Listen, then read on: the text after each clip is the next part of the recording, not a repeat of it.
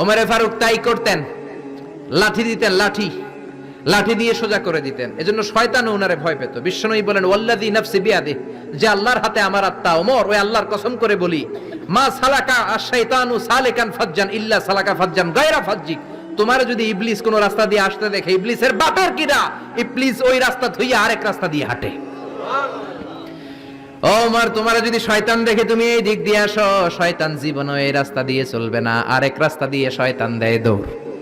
ও মিয়া, যেই লোকরে শয়তান ডরায় ওই লোকের ঈমানটা কেমন ছিল জোরে বলেন আল্লাহু আকবার। মুনাফিকের বাচ্চারা ভয় পেত ওমরে ফারুককে, জমের ভয়। এমনকি বিশ্বনবীর বিবিরাও ভয় পেত। বিশ্বনবীর বিবিরা মাঝে মাঝে নবীরে ধরতো, ও নবী আমার এইটা লাগবে ওইটা লাগবে।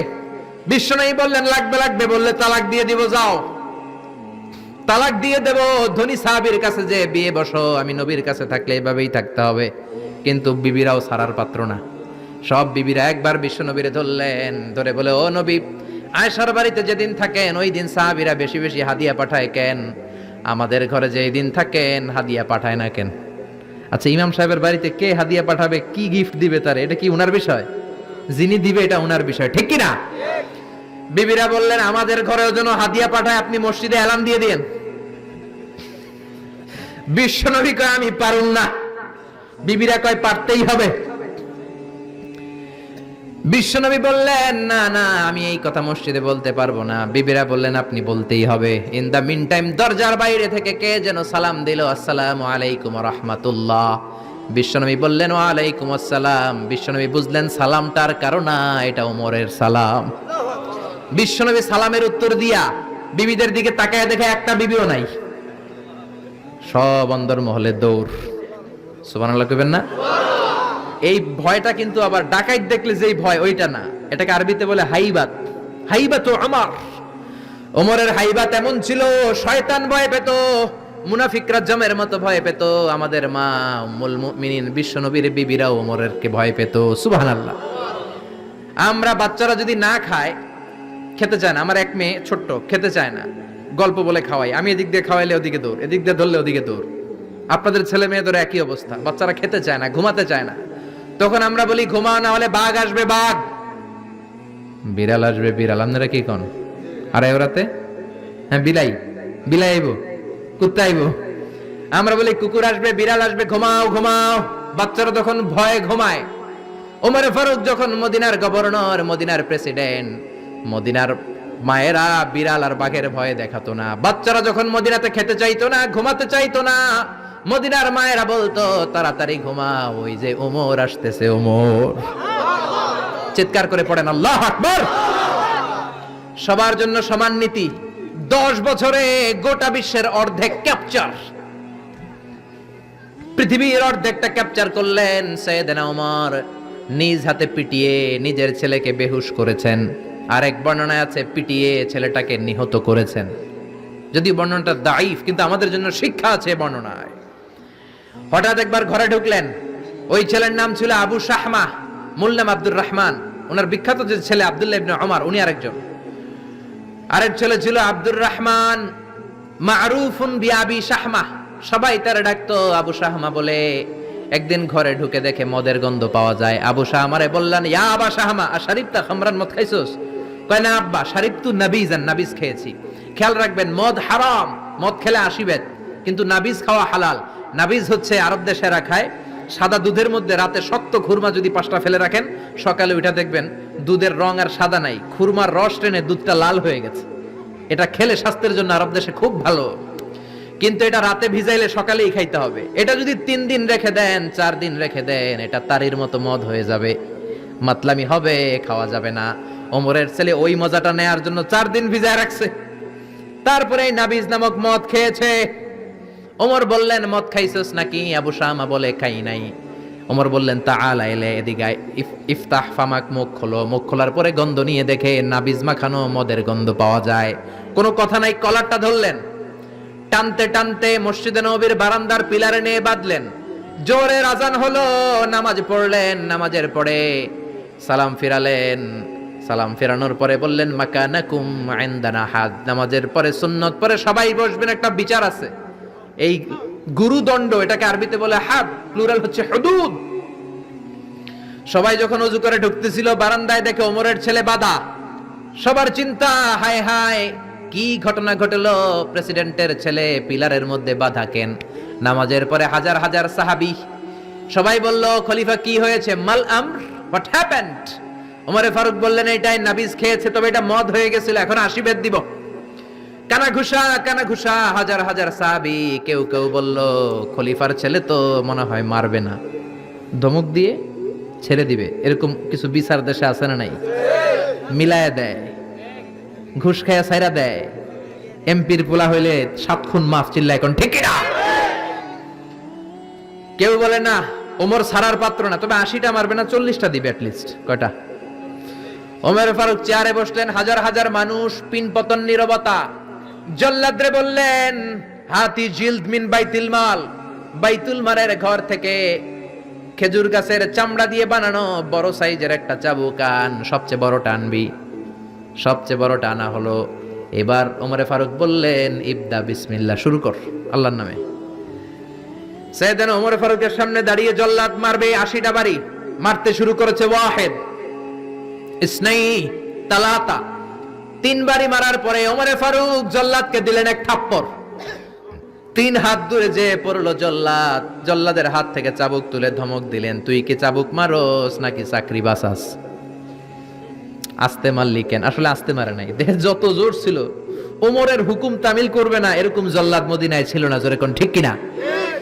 যত জোর ছিল তত জোরে মেরেছে, কিন্তু ওমরের পছন্দ হয় নাই। ওমর বললেন, ইনদাকা তালাতা ইনদি ওয়াহিদ, তোর হিসাবে 3টা, আমার হিসাবে মায়ের হইছে 1টা।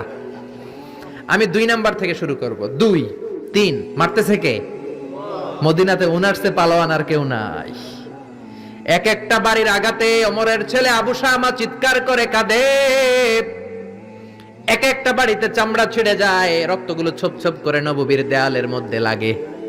ছোট্ট ছেলেটা ডেকে বলে, আব্বা আমারে মাফ করে দাও, আর জীবনে মদ খাবো না। সাইয়েদনা ওমরের পাষাণ হৃদয় নরম হয় না, কারণ আসাদ্দুহুম ফি আমরিল্লাহি ওমর, আল্লাহর দিনের ব্যাপারে সবচেয়ে কড়া, কোনো ছাড় নাই। এক একটা চাবুক মারে, লোকজন কেঁপে কেঁপে ওঠে। 10টা 15টা মারার পরে ছেলে বেহুশ, পানি দেওয়ার পরে আবার হুশ, আবার মারা শুরু করা হলো। 30টা মারার পরে আবার বেহুশ। এইবার আবু শাহামার মা ওমরের বউ এসে ওমরের পা ধরে ডেকে বলে, ওমর তোমার পায়ে ধরে ক্ষমা চাই, আমার কলিজার টুকরা বাজানটারে তুমি মেরে দিও না। 80টা বেত মারতে হবে, মেরেছো 30টা, আরো মারবা 50টা। যাও ওমর, প্রতিটা বেতের বাড়ির বিনিময়ে আমি আবু শাহামার মা একটা করে ওট আল্লাহর রাস্তায় সদকা করে দেব। ওমর বলে, না আবু শাহামার মা, এটা আল্লাহর আইন, গোটা দুনিয়াটা দিলেও একটা চাবুকের বাড়ি থেকে ওরা কেউ বাঁচাতে পারবে না। মারতে লাগলেন, আবার পানি দিয়ে আবার হুশ। ওমরের বাড়ি যে খেয়েছে সে বুঝেছে। 50টা বাড়ি মারার পরে আবু শাহামা দুনিয়া থেকে শেষ। রাগে ওমর গড়গড় করছেন, বললেন, এই বেয়াদবটারে গোসল করা, জানাজা দে, কবর দে। কবর দেওয়ার পরে কবর উপরে মারা শুরু করছে। 51, 52, 53, 80টা চাবুক মারার পরে আল্লাহরে ডেকে বলে, আল্লাহ আমার ছেলে হওয়ার কারণে কোনো পার্সিয়ালিটি করি নাই, বিচারে 2 নাম্বারই করি নাই। 80টা গুনে গুনে বেত মেরেছি, দেহে যত শক্তি ছিল ততগুলো মেরেছি। কিয়ামতের ময়দানে জালিম ওমর বলে, তুমি কিন্তু আমারে ডাকতে পারবা না আল্লাহ, জালিমদের কাতারে আমারে উঠাতে পারবা না, আমারে জালিম বলতে পারবা না। ওইরকম ওমরের দরকার আছে না নাই? ওই ওমরের লাঠির বাড়ি যদি থাকতো, দেশটারে মদিনা বানায় দিত কে? চোরদের হাত যদি কাটা যেত, দেশটারে সুন্দর করত কে? একটা জিনাখোরের ফাঁসি যদি বাইতুল মুকাররমের স্কয়ারের মধ্যে দিয়ে দেয়া হতো, এরপরে আর জিনা হতো? একটার ফাঁসি হয়ে গেলে আর তনুর মতো কোন নারীকে ধর্ষিতা হওয়া লাগতো না, খাদিজার মতো কোন মেয়েকে কেউ কোবানোর সাহস পেত না। জোরে বলেন ঠিক কিনা? একটা চোরের হাত জুমার নামাজের পরে বাইতুল মুকাররমের স্কয়ারের সামনে যদি কেটে দেয়া হয়, আর কোন চোর পাওয়া যাবে নাকি? জোরে বলেন। তবে আমচোর, জামচোর, কলাচোর ওই চোর না, যেই চোরগুলো বড় বড় জিনিস চুরি করে, ব্যাংক চুরি করে, দেশের টাকা চুরি করে, এক কলমের খোঁচায় 1000 কোটি টাকা চুরি করে, ওই চোরদের হাত কাটতে হবে।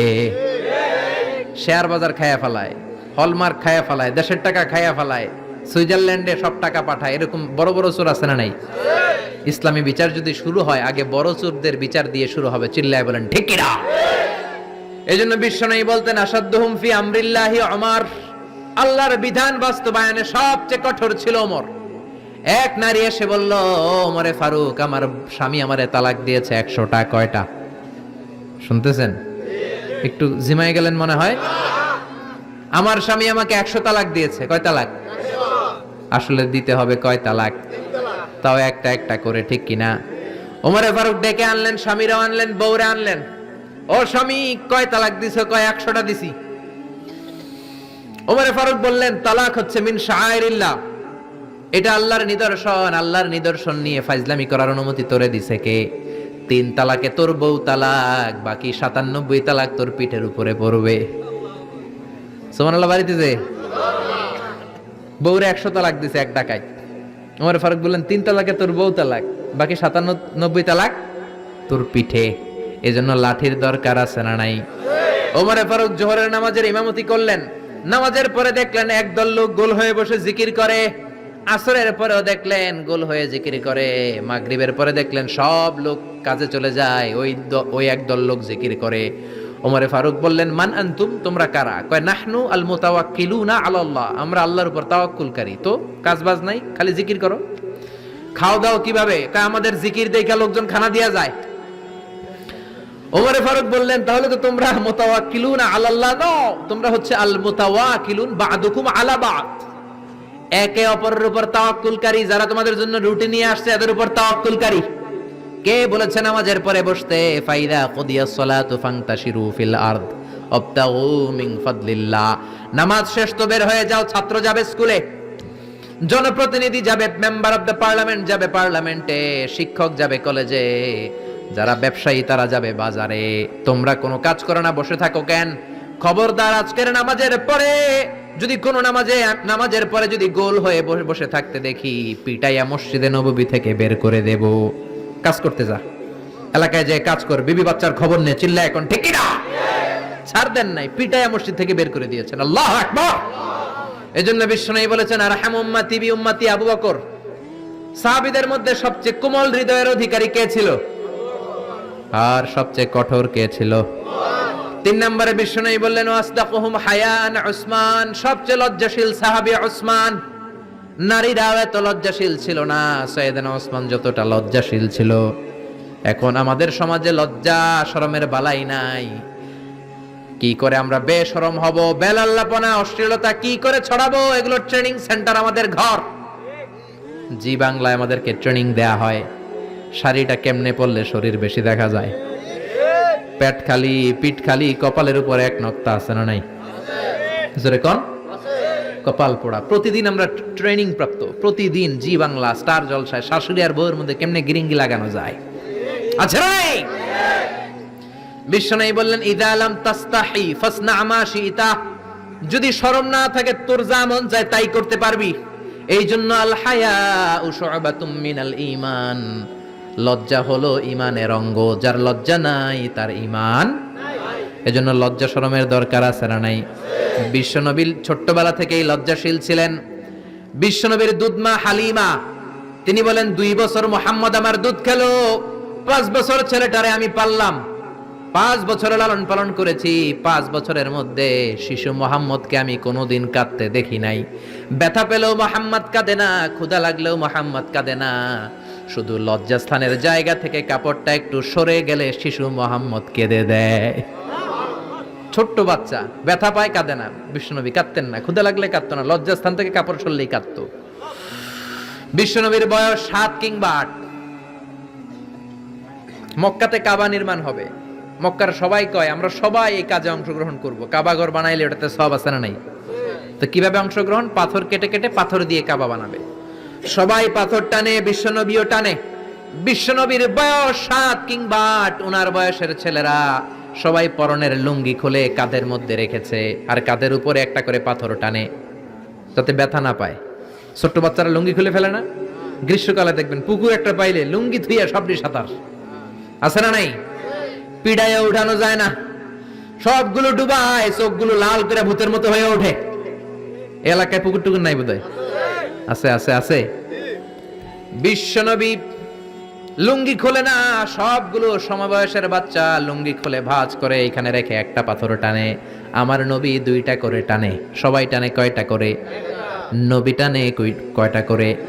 সব বাচ্চারা লুঙ্গি খোলা, বিশ্বনবীর লুঙ্গি পরনে। আবু তালেবের চোখে এটা পড়লো। আবু তালেব বলে, ও ভাতিজা মুহাম্মদ, তোমার বয়সের বাচ্চারা লুঙ্গি খুলে পাথর টানে, সবাই টানে একটা, তুমি টানো দুইটা, কেন রে ভাতিজা? তুমিও লুঙ্গি খোলো, লুঙ্গিটা কাঁধে রেখে তারপরে পাথর টানো। বিশ্বনবী বললেন, না চাচা, আমার সমস্যা নাই, আমি লুঙ্গি খুলবো না। চাচা কই খোলো। আমরা অনেক বাচ্চাদেরকে বলি, আরে তুই ছোট মানুষ, খোল বেটা, খোল খোল খোল, কিচ্ছু হবে না, বলি না? কখনো এগুলো বলবেন না। ও ছোট্ট হলে ওর একটা প্রেস্টিজ আছে না নাই? ওর একটা আত্মসম্ভ্রম বোধ আছে না নাই? এখনো যদি লুঙ্গি খোলা শিখান, অশ্লীলতা শিখান, তাহলে এই ছেলেগুলো হবে ডাকাত, এগুলোই হবে বাংলা ভাই, ইংরেজি ভাই, অঙ্ক ভাই, এগুলো হবে পিচ্চি হান্নান, এরশাদ শিকদার, কালা জাহাঙ্গীর, লতিফ সিদ্দিকীর মতো মন্ত্রী। ঠিক, আরো আসতে বলেন। এখন থেকে যদি লাজুকতা শিখান, ভদ্রতা শিখান, কোরআন শিখান, তাহলে এই ছেলেগুলো বড় আলেম হবে, মুফাসসিরে কোরআন হবে। এই ছেলেগুলো হাফেজ জাকারিয়ার মতো হবে, ফজলে রাব্বি আদলের মতো হবে, বড় বড় ইমাম হবে, মুফাসসির হবে। চিল্লায়া বলেন ঠিক কিনা? চাচা বলে, মোহাম্মদ লুঙ্গি খোলো। আরে ছোট মানুষ খোলো। বিশ্বনবী বলে, না আমি ছোট হতে পারি কিন্তু লুঙ্গি খুলবো না, আমার কোনো সমস্যা নাই। চাচাকে, আরে খোলো মিয়া, বলে লুঙ্গির গোছা ধরে টান দিছে। টান দিতে দেরি, মুহূর্তের মধ্যে বিশ্বনবী বেহুশ হয়ে জমিনে পড়ে যায়। বিশ্বনবীর জীবদ্দশায় পৃথিবীর কোন মানুষ বিশ্বনবীর লজ্জাস্থান দেখে? জোরে বলেন, দেখে? এজন্য খবরদার, তোমার বোনের পেট পিঠ খালি থাকতে পারবে না, কপালে এক নোক্তা থাকতে পারবে। তোমার বোন বললেই তুমি তারে পাখি ড্রেস কিনে দিতে পারবা না, লেহেঙ্গা 2 পিস 3 পিস কিনে দিতে পারবা না। তুমি যদি এগুলো আদরের বোনকে কিনে দাও, আল্লাহর সুপ্রিম কোর্টের কাঠ গড়াতে তোমারও আসামি করে দাঁড় করাবে কে? বাবা খবরদার, মেয়েদের সব আবদার পূরণ করবেন না। হেজাব পরানো শিখান, বোরকা পরানো শিখান। একটা মেয়ে যখন বোরকা পরে রাস্তায় বের হয়, মনে হয় জান্নাতের হুর দুনিয়ায় এসেছে। একটা মেয়ের সৌন্দর্য তো হেজাবে, সৌন্দর্য তো বোরকার ভেতরে, সৌন্দর্য তো পর্দার ভেতরে। চিল্লা এখন ঠিক কিনা? আবার কিছু নানি আছে বয়স 90, উনি হাত মোজা পা মোজা, আর সাথে 16 বছরের 18 বয়সের নাতনিরে নিয়ে বের হইছে। এমন দৃশ্য এলাকার সব পোলারা পিছনে পিছনে লাইন ধরে, আছে না নাই? মায়ের বয়স 60, হাত মোজা পা মোজা। আপনি হাত মোজা পরছেন কেন? আপনি তো অল্প কাপড় পরে বেরোলেও কোনো সমস্যা নাই। আপনি তো এক্সপায়ার্ড, আপনার ডেট এক্সপায়ার্ড, ঠিক কিনা? আপনার দিকে তাকাবে না সুন্দরী, সুরুষী, অষ্টাদশী, মায়াবিনী, কাজল কালো চোখ, মেঘ কালো কেশ, আপনার ওই নাতনির দিকে লুলুপ দৃষ্টি দিয়ে বখাটেগুলো তাকাবে, ঠিক কিনা? এজন্য খবরদার, মেয়েদেরকে পর্দা শিখান, মেয়েদেরকে ভদ্রতা শিখান, মেয়েদেরকে ইসলাম শিখান। ফ্যামিলিটারে জান্নাত বানায় দিতে পারে কে? আল্লাহ। এজন্য বিশ্বনবী বললেন, ওয়াসদাকুহুম হায়াআন উসমান, সবচাইতে লজ্জাশীল সাহাবী ছিল কে? উসমান। মনে থাকবে নি? ওসমান নামটা সুন্দর না? ছেলে পেলে হইলে এগুলো রাখেন, রাখবেন তো? কি রাখবেন? কি অদ্ভুত অদ্ভুত নাম রাখে। এক লোক অনেকদিন পরে ভাতিজারে দেখতে আসছে বাসায়, ঢাকাতে, গ্রামের সবজি টবজি নিয়ে গেছে। তো ভাতিজারা বলে, ভাতিজা তোমার নাকি এক ছেলে এক মেয়ে? বলে, জি চাচা, দোয়া করবেন, এক ছেলে এক মেয়ে, একটু ডাকো তোমার ছেলে আর মেয়েরে। ভাতিজা ডাক দিছে, ব্রাশ ফায়ার। ব্রাশ ফায়ার শুই না, চাচা দিছে দৌড়। ভাতিজাও পিছন থেকে দৌড়ায়, চাচাও দৌড়ায়। ভাতিজা কয়, দাঁড়ান চাচা। চাচা কয়, আমার বয়স 80 হয়েছে রে ভাতিজা, আমারে তুই ব্রাশ ফায়ার করিস না। ভাতিজা কয়, চাচা এটা ওই ব্রাশ ফায়ার না, ছেলের নাম ব্রাশ, মেয়ের নাম ফায়ার। আছে না নাই? কিয়ামতের দিন আল্লাহ ইউদআউনা ইয়াউমাল কিয়ামাতি বিআসমাইকুম ওয়া বিআসমাই আবাইকুম, কিয়ামতের দিন আল্লাহ তোমাদের নাম ধরে, তোমাদের বাবাদের নাম ধরে ডাকবে। ফাহসিনু আসমাআকুম, তোমাদের নামগুলো সুন্দর করে রেখো। সুবহানাল্লাহ। রাখবেন, ওসমান নামটা রাখবেন তো, ছেলে হইলে রাখবেন, রাখবেন। এরপরে বিশ্বনবী বলেছেন, ওয়াকদাহুম আলী, সবচেয়ে ভালো বিচারের রায় দিতে পারতো আমার মেয়ের জামাই আলী। বিচারের রায় হবে একটা কিতাব দিয়ে, কিতাবটার নাম কি? আপনাদের উচ্চ আদালত আর নিম্ন আদালত তো এই কিতাব দিয়ে রায় হয় না? হাইকোর্ট, সুপ্রিম কোর্টে এটা দিয়ে রায় হয় নাকি? এই কোরআনটা দিয়ে যদি সব বিচারের রায় হতো, কেউ মাজলুম হতো না। কোরআন দিয়ে রায় হলে ওই রায়ে কোনো স্কাইপি কেলেঙ্কারি থাকে? কোরআন দিয়ে রায় হলে ঘুষ খাওয়ার সুযোগ থাকে? কোরআন দিয়ে রায় হলে এক দলের কথা শুনে আরেক দলের উপর কোনো জুলুম করার সুযোগ থাকে? এজন্য রায় দিতে হবে কি দিয়ে? ومن لم يحكم بما أنزل الله فأولئك هم الكافرون سبحان الله। আল্লাহ তিনবার বললেন কোরআন দিয়ে যে রায় দেয় না, বিচারের রায় যারা কোরআন দিয়ে ঘোষণা করে না, এক জায়গায় বললেন জালেম, এক জায়গায় কাফের, এক জায়গায় ফাসিক। এজন্য কোরআন দিয়ে বিচারের রায় হওয়ার দরকার আছে না নাই? কোরআনকে সংসদে পাঠানোর দরকার আছে না নাই? এমনি এমনি হেঁটে চলে যাবে কোরআন সংসদে, নাকি পাঠাইতে হবে? ভালো নেতা বানাইতে হবে। যারা কোরআন মানে, যারা কোরআনের পক্ষে, এরকম নেতা বানানোর দরকার আছে না নাই? এজন্য বিশ্বনবী বলেছেন মান ক্বালা বিহি সাদাকা, কোরআন দিয়ে যে কথা বলে তার কথা সত্য কথা নাকি মিথ্যা। ওয়া মান আমিলা বিহি উজরা, কোরআন দিয়ে আমল করলে আমলনামায় সওয়াব আছে না নাই? বেশি না কম? ওয়া মান হাকামা বিহি আদালা, কোরআন দিয়ে যে বিচারের রায় দেয় ওইটাই সবচেয়ে সেরা বিচার, ঠিক কি না? আল্লাহ দেশে কোরআনের বিচার কায়েম করুক, পড়ে না আমিন। 5 নম্বরে বিশ্বনবী বললেন ওয়া আকরাহুম উবাই ইবনে কাব, সাহাবীদের মধ্যে সবচাইতে সুন্দর তেলাওয়াত করতে পারতেন, তাসবিহের সাথে সবচাইতে সুন্দর তেলাওয়াত করতে পারতেন উবাই ইবনে কাব। কি নাম? এগুলো জানেই না, জানতেও চায় না, খালি নাম মুখস্থ করে সালমান খান, শাহরুখ খান, অমুক খান, তমুক খান। পড়েন উবাই ইবনে কাব। উনি ছিলেন সবচেয়ে বড় কারি। বিশ্বনবী কিন্তু তারাবির সালাত এইভাবে পড়তেন না, কিয়ামুল লাইল করতেন। রাতের সালাত সব সময় 8 রাকাতের বেশি বিশ্বনবীর ছিল না। ওমরে ফারুকের সময় উনি এই উবাই ইবনে কাবের নেতৃত্বে মসজিদে নববীতে 20 রাকাত তারাবি চালু করে দিলেন। সুবহানাল্লাহ বাড়িতেছে? কার নেতৃত্বে? উবাই ইবনে কাবের নেতৃত্বে। আর বললেন নি'মাল বিদআতু হাযিহি, কত সুন্দর একটা বেদাত চালু করে দিলাম। উনাদের বেদাত চালু করার অথরিটি ছিল, কারণ তারাই ছিলেন দ্বীনের ধারক এবং বাহক। চিল্লায় এখন ঠিক কি না? আল্লাহুম্মা জাআলনি শাকুরা ওয়া জাআলনি সাবুরা ওয়া জাআলনি ফি আইনি সাগীরা ওয়া ফি আয়ুনিন নাসি কাবীরা।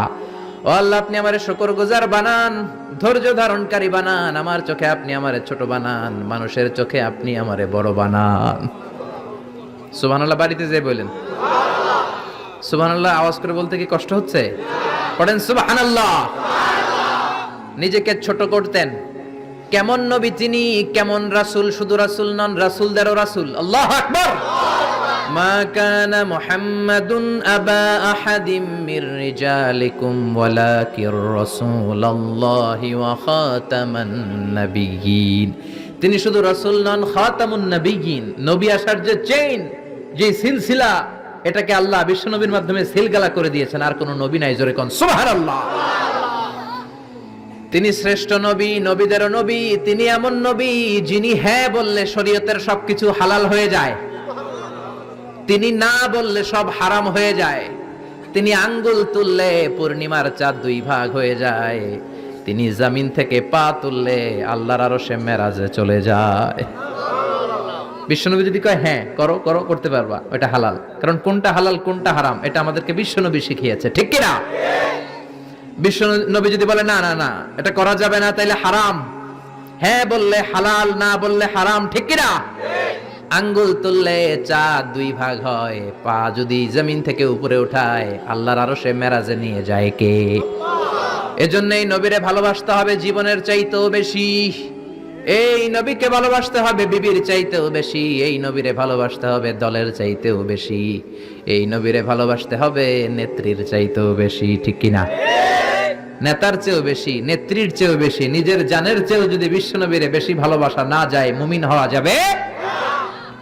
এই নবীরে বাদ দিলে কোরআন বোঝা যায় না, যায়? কারণ কোরআন এই নবীর উপরই তো আল্লাহ নাজিল করছে, ঠিক কি না? এই নবীকে বাদ দিলে হাদিস বোঝা যায় না, কারণ হাদিস তো এই নবীরই কথা। এই নবীরে বাদ দিলে সালাত বোঝা যায় না, কারণ সালাত আমরা শিখেছি নবীর কাছ থেকে। নবী বলেছেন সল্লু কামা রাআইতুমুনি উসাল্লি, আমি নবীরে যেমনি নামাজ পড়তে দেখো তোমরাও তেমনি নামাজ পড়ো। এই নবীকে বাদ দিলে সিয়াম বোঝা যায় না, কারণ সিয়াম এই নবীর কাছ থেকে শিখেছি। নবীকে জিজ্ঞেস করা হলো, নবী সোমবারে কেন আপনি রোজা রাখেন? প্রতি সোমবারে তো কিছু খাইতে দেখি না। বিশ্বনবী বললেন, ফিহি উলিদতু, সোমবারে আমি জন্মগ্রহণ করেছি, তাই রোজার মাধ্যমে আমি আমার বার্থডে পালন করি।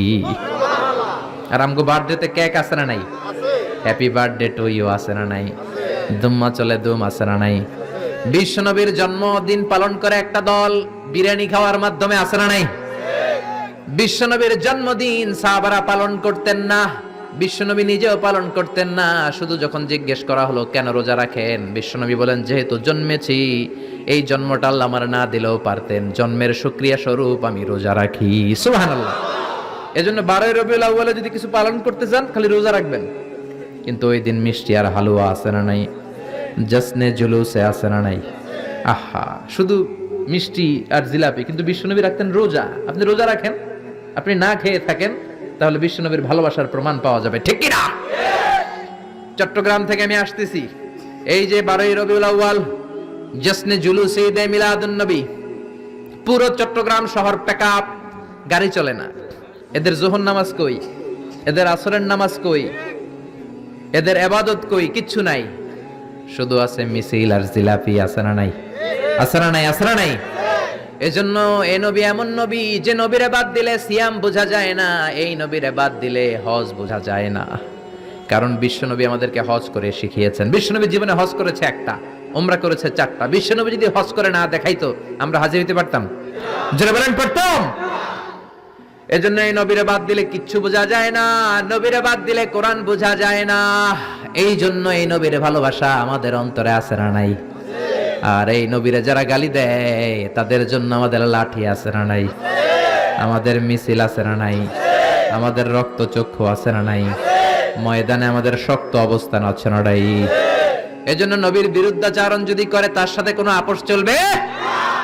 আপনি তার বিরুদ্ধে যাবেন, বিবৃতিতে যাবেন, কথা বলবেন, ময়দানে নামবেন, দরকারে হলে রক্ত দিয়ে হলেও নবীর সম্মান বাঁচাবেন, ঠিক কি না?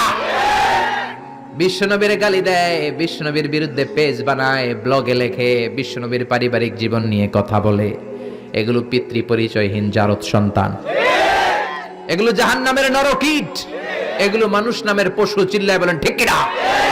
কয়েকটা জায়গায় আমরা বলো দুর্বল। কোরআনের গালি দিলে আমাদের সহ্য হয় না, নবীরে গালি দিলে সহ্য হয় না। নবীরে গালি দিলে আমাদের কলিজায় আগুন লাগে কি লাগে না? লাগে কি লাগে না? কার কার লাগে? দুহা উঁচু করে আল্লাহরে দেখাও।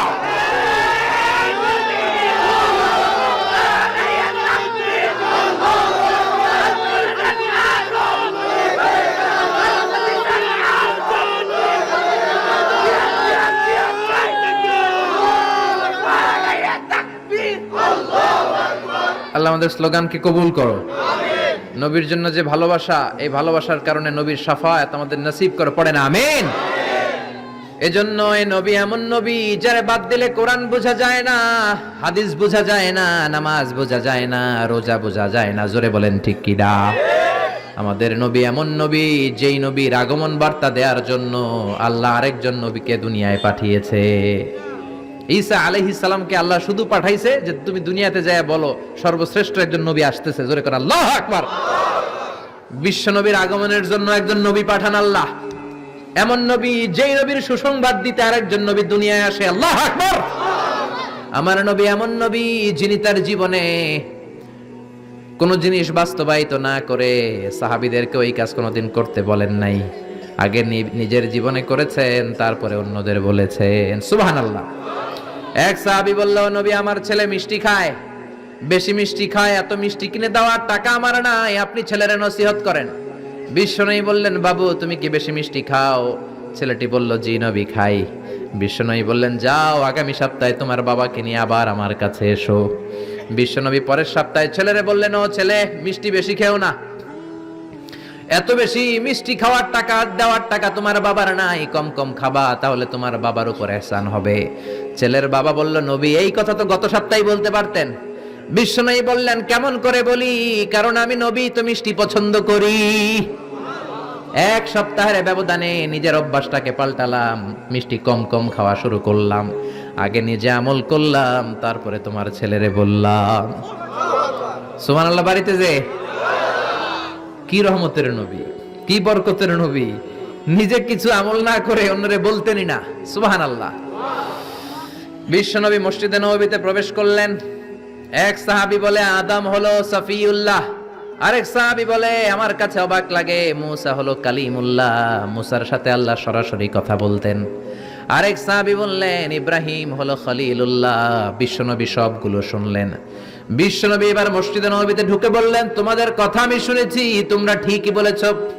আদম নবী সফিউল্লাহ, মুসা হলো কালিমুল্লাহ, ইব্রাহিম হলো খলিলুল্লাহ, আর জানো নাকি আমি হলাম হাবিবুল্লাহ। খলিল মানে আল্লাহর বন্ধু, হাবিব মানেও বন্ধু, কিন্তু খলিল হচ্ছে এমন বন্ধু যে বন্ধু আল্লাহরে খুশি করার জন্য কাজ করে, আর হাবিব হলো এমন বন্ধু যারা খুশি করার জন্য আল্লাহ নিজেই কাজ করে। রব্বুল আলামিন কাবা পরিবর্তন, কিবলা পরিবর্তন করে দিলেন মক্কা থেকে ফিলিস্তিনের দিকে। কিন্তু বিশ্বনবীর অন্তরে বড় জ্বালা, আমার বংশের গোড়া যেখানে ইসমাইল নবী ইব্রাহিম নবী ছিলেন, ওই কাবার দিকে মক্কার দিকে যদি আমার কিবলা ঘুরিয়ে দেয়া হয় কতই না ভালো হতো। বিশ্বনবী মক্কার দিকে হয়ে নামাজ পড়তে পারেন না, কারণ আল্লাহ কিবলা চেঞ্জ করে বাইতুল মাকদাসে নিয়েছেন। বিশ্বনবী শুধু উপরের দিকে তাকায়, আল্লাহ বললেন ক্বাদ নারা তাকাল্লুবা ওয়াজহিকা ফিস সামাই ফালানুওয়াল্লিয়ান্নাকা কিবলাতান তারদাহা ফাওয়াল্লি ওয়াজহাকা শাতরাল মাসজিদিল হারাম। আল্লাহু আকবার। ও নবী, আমি আপনার অন্তরের কষ্ট বুঝি, আমি আপনার বুকের জ্বালা বুঝি। কেন আপনি উপরের দিকে তাকান আমি বুঝি।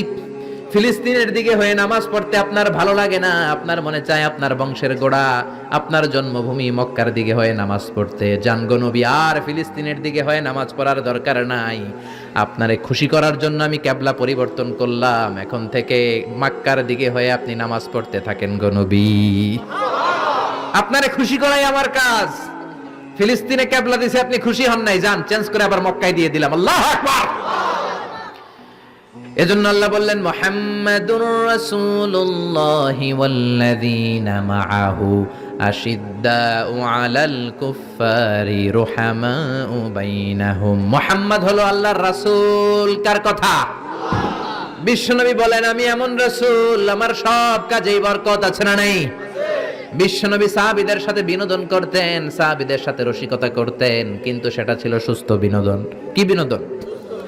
বিনোদন ইসলাম আপনাকে দিয়েছে, entertainment. Islam already has been provided for you the entertainments, but it should be halal and legal entertainment. You couldn't take the illegal entertainment. হারাম এন্টারটেইনমেন্ট বিনোদন নিতে পারবেন না, অসুস্থ বিনোদন আপনি দেখতে পারবেন না। সুস্থ বিনোদন গ্রহণের দরকার আছে না নাই? বিশ্বনবী কত সুন্দর রসিকতা করতেন। এক কালো মহিলা সাহাবী বিশ্বনবীর কাছে এসেছে। বিশ্বনবী বললেন লা ইয়াদখুলান্নাল জান্নাতা সাফরা ওয়ালা সাউদা। তুমি তো কালো নারী, কোন কালো নারী তো জান্নাতে যাবে না। মহিলা দিলেন চিৎকার। বিপদের কথা শুনলে মহিলাদের কান্নাকাটি আছে না নাই? আড়াই ওরাতে আছে না নাই? মহিলাদের অন্তর নরম, এজন্য বিশ্বনবী বলেছেন মহিলারা কবরের সামনে যে জিয়ারত করবে না, কারণ কবরের সামনে গেলে বলবে আমারে ফালাইয়া গেল গো, কই গেল রে, আমারে লইয়া যাও রে। কান্নাকাটি আছে না নাই? গড়াগড়ি খায়, নিজের জামা নিজে ছিঁড়ে ফেলে, নিজের গালে নিজে থাপ্পড় মারে, এরকম নারী আছে না নাই?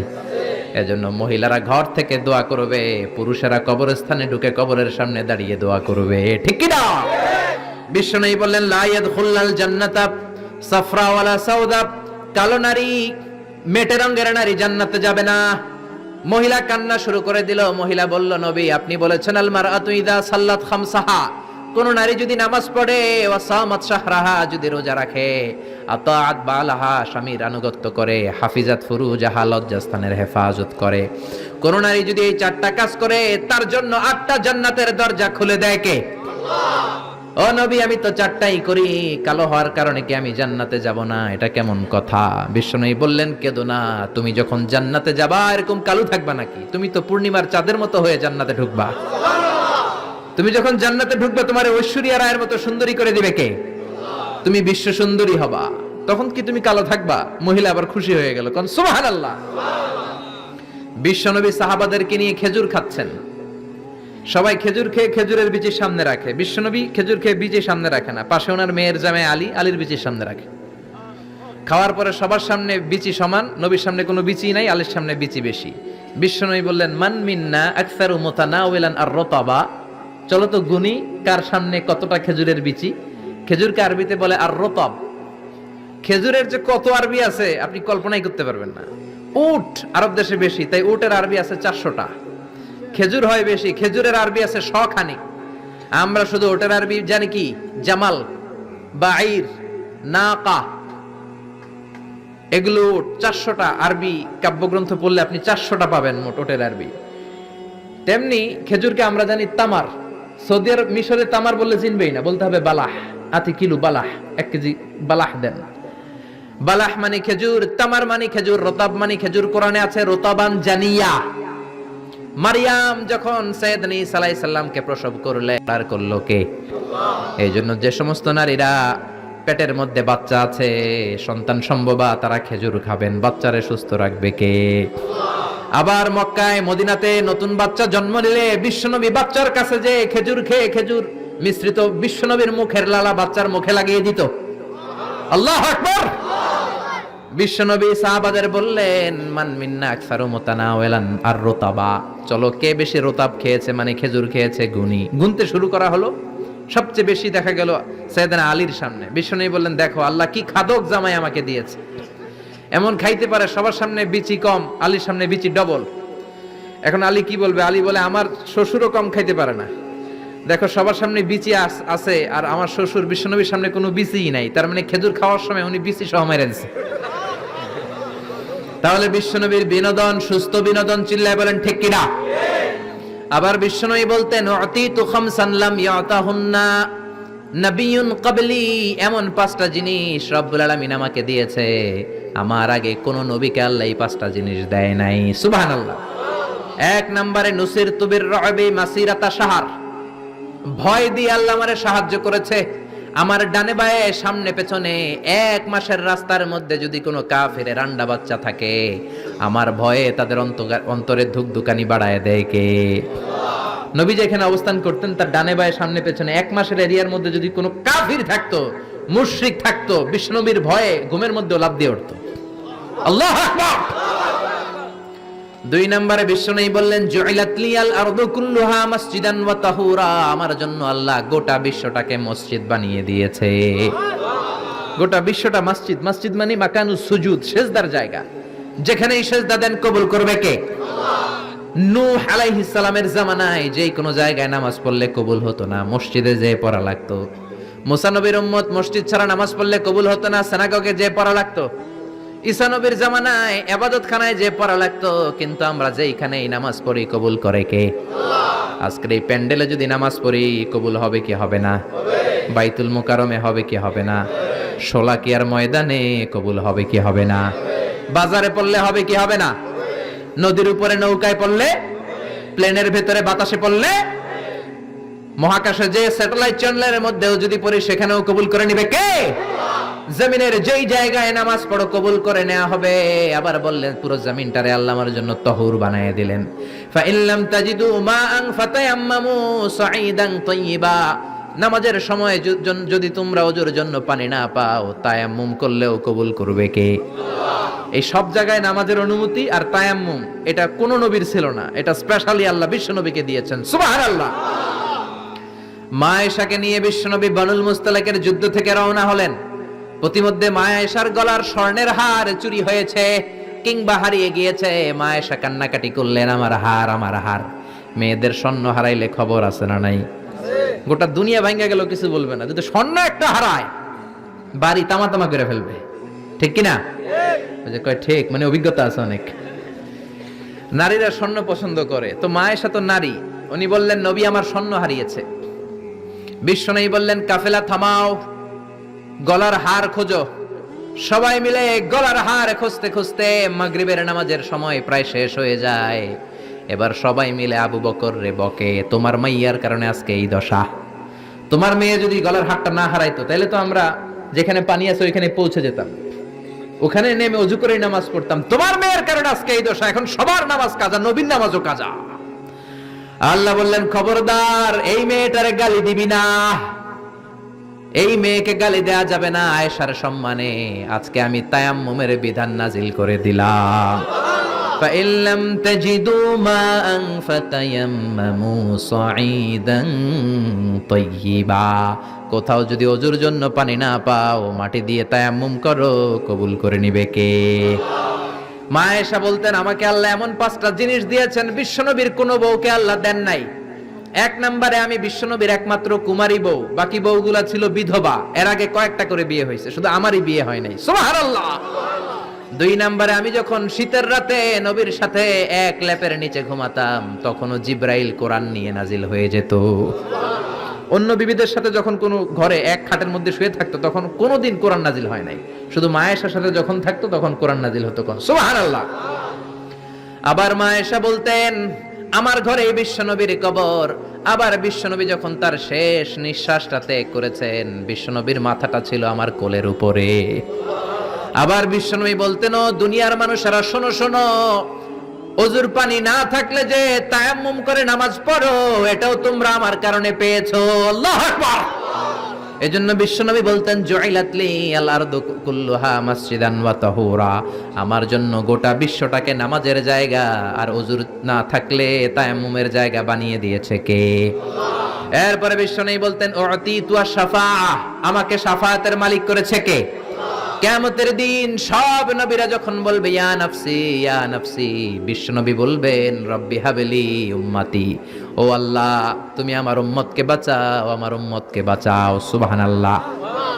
এরপরে বিশ্বনবী বলেছেন ওয়া কানান নাবিয়্যু ইউবআসু ইলা কওমিহি খাসসাহ, দুনিয়ার সব নবীকে একটা নির্দিষ্ট বর্ডারে পাঠানো হয়েছে, নির্দিষ্ট এলাকার লোকের জন্য পাঠানো হয়েছে। আমি বিশ্বনবীর নবুয়তির কোনো বর্ডার নাই, গোটা বিশ্বের জন্য আমার নবী বানিয়ে পাঠানো হয়েছে। এই জন্য আমি বিশ্বনবী, চিল্লায় কোন আল্লাহু আকবার। বিশ্বনবী শুধু পুরুষদের নবী নয়, শুধু নারীদের নবী নয়, শুধু সাদা লোকদের নবী নয়, শুধু নিগ্রো আর কালো লোকদের নবী নয়, শুধু আরবদের নবী নয়। বিশ্বনবী আদম নবী থেকে শুরু করে কিয়ামত পর্যন্ত যত মানুষ যত জিন পৃথিবীতে আসবে সবার জন্য বিশ্বনবীকে নবী বানিয়েছে কে? আল্লাহ। বিশ্বনবীর যদি কোনো নবীরাও না মানে ওই নবীর নবুয়তিও ক্যান্সেল করে দিবে কে? এজন্য আল্লাহ বললেন মুহাম্মাদুর রাসূলুল্লাহি ওয়াল্লাযীনা মাআহু আশিদ্দাউ আলাল কুফফারি রুহামাউ বাইনাহুম। মুহাম্মদ হলেন আল্লাহর রাসূল। কার কথা? আল্লাহ। ঘুম আসতেছে? না। জিমায় পড়ছেন? না। তাকবীর দেন, লিল্লাহি তাকবীর। নবীর কথা বলে আল্লাহ বললেন ওয়াল্লাযীনা মাআহু, নবীর সাথে যারা চলে। নবীর সাথে কারা চলতো? সাহাবারা। জোরে বলেন কারা? এবার আল্লাহ সাহাবাদের কথা বলছেন ওয়াল্লাযীনা মাআহু, নবীর সাথে যারা চলতো। আশিদ্দাউ আলাল কুফফার, কাফেরদের ব্যাপারে তারা বজ্র কঠোর। রহমাউ বাইনাহুম, নিজেদের ব্যাপারে তারা পুষ্পকোমল। কাফিরদের ব্যাপারে সাহাবারা বজ্র কঠোর, নিজেদের ব্যাপারে তারা পুষ্পকোমল। কাফিরদের ব্যাপারে কোনো ছাড় নাই, মুশরিকদের সাথে জিহাদের ময়দানে কোনো ছাড় নাই। চিল্লা এখন ঠিক কি না? কিন্তু নিজেরা ভাই ভাই, নিজেদের মধ্যে মহাব্বত আছে না নাই? এজন্য বিশ্বনবী বলতেন আমার সাহাবাদের মধ্যে 2 কিসিম আছে। কয় কিসিম? এক কিসিম নরম কিসিম, আর এক কিসিম গরম কিসিম। সুবহানাল্লাহ। আবু বকর নরম কিন্তু ওমরে ফারুক গরম। জোরে কোন ঠিক কি না? এজন্য বিশ্বনবী বলতেন খায়রুল কুরুনি করনি, সবচেয়ে সেরা যুগ আমি নবীর যুগ। সুম্মাল্লাযীনা ইয়ালুনাহুম, তারপরে সাহাবাদের যুগ। সুম্মাল্লাযীনা ইয়ালুনাহুম, তারপরে তাবেঈদের যুগ। ঠিক কি না? সাহাবারা হচ্ছে এই পৃথিবীর শ্রেষ্ঠ সন্তান, তাদের চেয়ে শ্রেষ্ঠ সন্তান পৃথিবী জন্ম দিতে পারে নাই। চিল্লায় বলেন ঠিক কি না? এজন্য সাহাবাদেরকে ভালোবাসার দরকার আছে না নাই? নাকি সাহাবীদেরকে গালি দিবেন? সাহাবীদেরকে ঘৃণা করবেন? সাহাবীদেরকে যদি গালি দেন, যদি ঘৃণা করেন, যদি সমালোচনা করেন, আপনার ঈমান থাকবে? কথা বলেন, ঈমান থাকবে? এজন্য নবী বললেন খবরদার লা তাসুব্বু আহাদাম মিন আসহাবি, আমার সাহাবীদেরকে গালি দিও না। সাহাবাদেরকে ভালোবাসা হলো ঈমান, সাহাবীদেরকে ঘৃণা করা হলো কুফরি। ঠিক কি না? আয়াতুল ঈমানি হুব্বুল আনসার, সাহাবীদের ভালোবাসা হচ্ছে ঈমানের আলামত। আয়াতুন নিফাকি বুগদুল আনসার, সাহাবীদেরকে ঘৃণা করা হচ্ছে মুনাফিকের আলামত। চিল্লায় বলেন ঠিক কি না? এজন্য বিশ্বনবী বলতেন আমার সাহাবারা এক একটা সুপারস্টার। আমরা বলি Mashrafe bin Mortaza superstar, Salman Khan superstar, Hrithik Roshan superstar, Aamir Khan superstar, Donald Trump superstar, Shakib Al Hasan superstar বলি না আমরা? আমাদের সুপারস্টার হচ্ছে সেলিব্রিটিরা। বিশ্বনবী বলেছেন, নো আসহাবি কান নুজুম, মাই কম্প্যানিয়নস আর দ্য সুপারস্টার। আমার সাথীরা, আমার সাহাবারা সুপারস্টার। এই সুপারস্টারদেরকে মডেল বানাতে হবে। হলিউড বলিউডের নায়ক নায়িকার আমাদের মডেল নয়, আমাদের মডেল হলো সাহাবারা। কারা? আরো জোরে বলেন কারা? সাহাবারা আমাদের মডেল। এজন্য বিশ্বনবী বলতেন, আরহামু উম্মতি বি উম্মতি আবু বকর। আমার সাহাবাদের মধ্যে সবচেয়ে নরম হৃদয়ের সাহাবা হলো আবু বকর। এক হাদিসে বিশ্বনবী 8 জন সাহাবীর 8টা গুণের কথা বললেন। জোরে বলেন কয়টা? 8 জন সাহাবীর 8টা গুণের কথা বললেন। তিরমিজির বর্ণনা, হাদিসটা সহিহ, সিলসিলাতুল হাদিস সাহিহার ভিতরেও এসেছে। বিশ্বনবী বললেন, খেয়াল করে বুঝবেন, আরহামু উম্মতি বি উম্মতি আবু বকর। এই উম্মতের মধ্যে সবচেয়ে নরম হৃদয়ের সাহাবী হলো আবু বকর। 2 নম্বরে বললেন, ওয়াশাদ্দুহুম ফি আমরিল্লাহি উমর। কিন্তু আল্লাহর দ্বীনের ব্যাপারে সবচেয়ে কঠোর হলো, জোরে বলেন কঠোর হলো। 3 নম্বরে বললেন, ওয়া আসদাকুহুম হায়ান উসমান। সবচাইতে লজ্জাশীল সাহাবী হলো আমার উসমান। 4 নম্বরে বললেন, ওয়াকদাহুম আলী। বিচারের রায় সবচেয়ে ভালো দিতে পারতো আমার মেয়ের জামাই আলী। 5 নম্বরে বিশ্বনবী বলেছেন, ওয়া আকরাহুম লিকিতাবিল্লাহি উবাই ইবনে কাব। আল্লাহর এই কোরআনটা সবচাইতে সুন্দর করে যে সাহাবী পড়তে পারতো তার নাম হচ্ছে উবাই ইবনে কাব। আল্লাহু আকবার। ওয়া আ'লামুহুম বিল হালাল ওয়াল হারাম মুআয ইবনে জাবাল। হালাল হারামের ব্যাপারে সবচেয়ে বড় স্পেশালিস্ট সাহাবী ছিল মুআয ইবনে জাবাল। কোন সুবহানাল্লাহ। এরপরে বিশ্বনবী বললেন, ওয়া আফরাদুহুম যায়েদ। ফারায়েজের হিসাব জানে যায়েদ। আলা ইন্না লিকুল্লি উম্মাতিন আমিনুন ওয়া আমিনু হাযিহিল উম্মতি আবু উবাইদা ইবনুল জাররাহ। সব জাতির মধ্যে বিশ্বস্ত একজন লোক থাকে, আমার সাহাবীদের মধ্যে সবচেয়ে বিশ্বস্ত সাহাবী আবু উবাইদা ইবনুল জাররাহ। সুবহানাল্লাহ। জোরে কোন সুবহানাল্লাহ। কয় সাহাবীর কথা বললেন? আরো জোরে বলেন, মনে থাকবে। প্রথমে বললেন, আরহামু উম্মতি বি উম্মতি আবু বকর। আমার উম্মতের মধ্যে সবচেয়ে দিল দরিয়া রহম দিল আবু বকর। এত নরম হৃদয়ের সাহাবা পুরো সাহাবী গোষ্ঠীর মধ্যে কেউ ছিল? বিশ্বনবীর হিজরতের সাথী, বিশ্বনবীকে সঙ্গ দিয়েছেন, ভালোবেসেছেন। বিশ্বনবী একদিন আবু বকরকে বললেন, আবু বকর, হয়তো মক্কায় টিকা যাবে না, আমাদেরকে মদিনায় হিজরত করতে হবে। যেই দিন এই ইঙ্গিতটা বিশ্বনবী আবু বকরকে দিয়েছেন, ওই দিন থেকেই সাইয়েদনা আবু বকর হিজরতের জন্য রেডি। সুবহানাল্লাহ। যেদিন হিজরত করবেন, সাহাবীদের চোখ ফাঁকি দিয়ে বিশ্বনবী আবু বকরের ঘরে গেলেন। ডাক দিলেন, আসসালামু আলাইকা ইয়া আবু বকর। আবু বকর ঘরে আছো কিনা? ডাক দিতে দেরি, ব্যাগ নিয়ে আবু বকরের বের হতে দেরি হয় না। আল্লাহু আকবার। বিশ্বনবী বললেন, আবু বকর, ডাক দিলাম, ব্যাগ নিয়ে রেডি হইলা, কখন ঘুমিয়েছো, কখন ঘুম থেকে উঠেছো, কখন হাত মুখ ধুইলা, কখন ফ্রেশ হইলা, কখন কাপড় গুছাইলা? আবু বকর বলল, নবী যখন বলেছেন হিজরতে আপনার সাথে আমারও যাওয়া লাগবে, ওই দিন থেকে আজ পর্যন্ত আমি আবু বকর আমার পিঠটার বিছনাতে লাগাই নাই। ওই রাতে সাইয়েদনা আবু বকর যেই সওয়াব কামিয়েছেন, ওই সওয়াবটাকে যদি একটা পাল্লায় রাখা হয়, পৃথিবীর আমাদের সব সওয়াবগুলো যদি আরেক পাল্লায় রাখা হয়, ওই হিজরতের রাতের সওয়াবটা আবু বকরের যে সওয়াবটা, ওই আবু বকরের সওয়াবের পাল্লাটা মুহূর্তের মধ্যে ভারী হয়ে যাবে। সুবহানাল্লাহ। আসতে বলেন। এত নরম হৃদয়ের সাহাবী ছিলেন আবু বকর। নামাজে দাঁড়ালে শুধু কাঁদতেন। এজন্য অনেক সাহাবী ওনারে পছন্দ করতো না। বিশ্বনবীর ইন্তেকালের পরে বছর খানিক মসজিদে নববীতে যতদিন বেঁচে ছিলেন ইমামতি করেছেন। আল্লাহু আকবার বলে যখন আলহামদুলিল্লাহি রাব্বিল আলামিন, তখনই কান্নায় ভেঙে পড়তেন। তেলাওয়াত শুরু করলেই কাঁদতেন। হেরেম শরীফে যারা নামাজ পড়েছেন, শেখ আব্দুর রহমান আস-সুদাইস আযাবের আয়াতগুলো পড়ে যখন টান দেয়, মুসল্লিগুলো সহ্য করতে পারে না। উনি নিজেও তেলাওয়াত থামিয়ে কাঁদে, মুসল্লিরাও কাঁদে। হেরেমের চারদিকে কান্নার রোল পড়ে যায়, চিৎকারের রোল পড়ে যায়, শুধু কান্নার কান্না, শুধু কান্না। সাইয়েদনা আবু বকর যখন নামাজে দাঁড়াতেন শুধু কাঁদতেন। বুখারীর বর্ণনা, রজুলুন আসিফ, নরম হৃদয়ের লোক ছিলেন। আই রাকিকুল কলবি ওয়া সারিউল বুকা। এত অন্তর নরম, নামাজে দাঁড়ালেই কাঁদতেন। দিন দুনিয়ার কোনো হুঁশ তার থাকতো না। কিন্তু আমরা নামাজে দাঁড়ালে দিন দুনিয়ার খেলার হিসাব আছে না নাই? বাজারের খবর আছে না নাই? জি বাংলা আছে না নাই? সারাদিনে যেটা মনে পড়ে না নামাজে দাঁড়াইলেই ওটা মনে পড়ে, ঠিক কি না? আমরা নামাজে দাঁড়িয়ে এইভাবে শেয়ার বাজার বাড়লো না কমলো? সাকিব আল হাসান আউট হয়েছে না ছক্কা মারছে? কে জিতলো? কুমিল্লা জিতলো নাকি কি ভিক্টোরিয়ান্স রয়টার্স মার্টার্স কি যেন আছে, আমি তো বুঝিও না অনেকগুলা। কে জিতলো কে হারলো? হিন্দি সিরিয়াল শুরু হলো নাকি আমার দল জিতলো না হারলো, এরকম টেনশন আছে না নাই? আর সৈয়দনা আবু বকর যখন নামাজে দাঁড়াতেন দাঁড় দাঁড় করে চোখের পানি দিয়ে দাড়ি ভিজে যেত, চোখের পানিতে দাড়ি ভিজে যেত। সাহাবারা বললেন, ও নবী, আমাদের নামাজে মন থাকে না। বিশ্বনবী বললেন, সল্লু সলাতা মুআদ্দিআ, বিদায় নামাজ পড়ো, মনে করবা আজকের নামাজটাই আমার জীবনের শেষ নামাজ, তাইলে তোমার মন আর কোনো দিকে ছুটবে।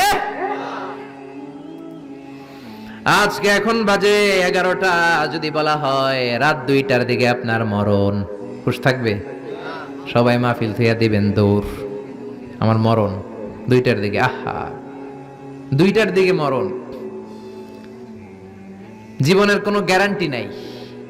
যদি আপনার বলেই দেয়া হয় 2টার দিকে আপনার মরণ, এখন তুমি 2 রাকাত নামাজ পড়ো, এটাই শেষ নামাজ, ওই দিনের নামাজটা আপনি কত সুন্দর করে পড়বেন। আহা, ওই দিন আপনি কত সুন্দর করে ওযু বানাবেন, ওই দিন আতর মাইখা একেবারে আতর আলী হয়ে যাবেন, ওই দিন পাঞ্জাবি পড়বেন, ওই দিন যায় নামাজে দাঁড়াবেন, ওই দিন আপনার নামাজে কোনো তাড়াহুড়ো নাই, ঠিক কিনা? ওই দিনের রুকুটা আপনার জীবনের সবচাইতে শ্রেষ্ঠ রুকু হবে, ওই দিনের সেজদাটা আপনার জীবনের শ্রেষ্ঠতম সেজদা হবে। ওই দিনে সেজদায় যে চোখের পানি দিয়ে আপনি যায় নামাজ ভিজায় দিবেন, এর কারণ আপনি নিশ্চিত, you are certain that you are going to die. আপনি রাত 3টার দিকে মারা যাচ্ছেন জানার কারণে আপনার নামাজে এত ভক্তি। আমরা যে মাহফিল শেষে বাড়িতে যেতে পারবো কোনো গ্যারান্টি আছে নাকি? আরো আধা ঘন্টা বাঁচবো গ্যারান্টি আছে? শ্বাস যেটা ভেতরে নিলাম বের করতে পারবো গ্যারান্টি আছে? তো তাইলে নামাজে যখন দাঁড়াই এটা ভাবতে সমস্যা কি যে এটাই আমার শেষ নামাজ? কারণ আমার তো কোনো গ্যারান্টি লেটার নাই। চিল্লায় বলেন ঠিক কি না?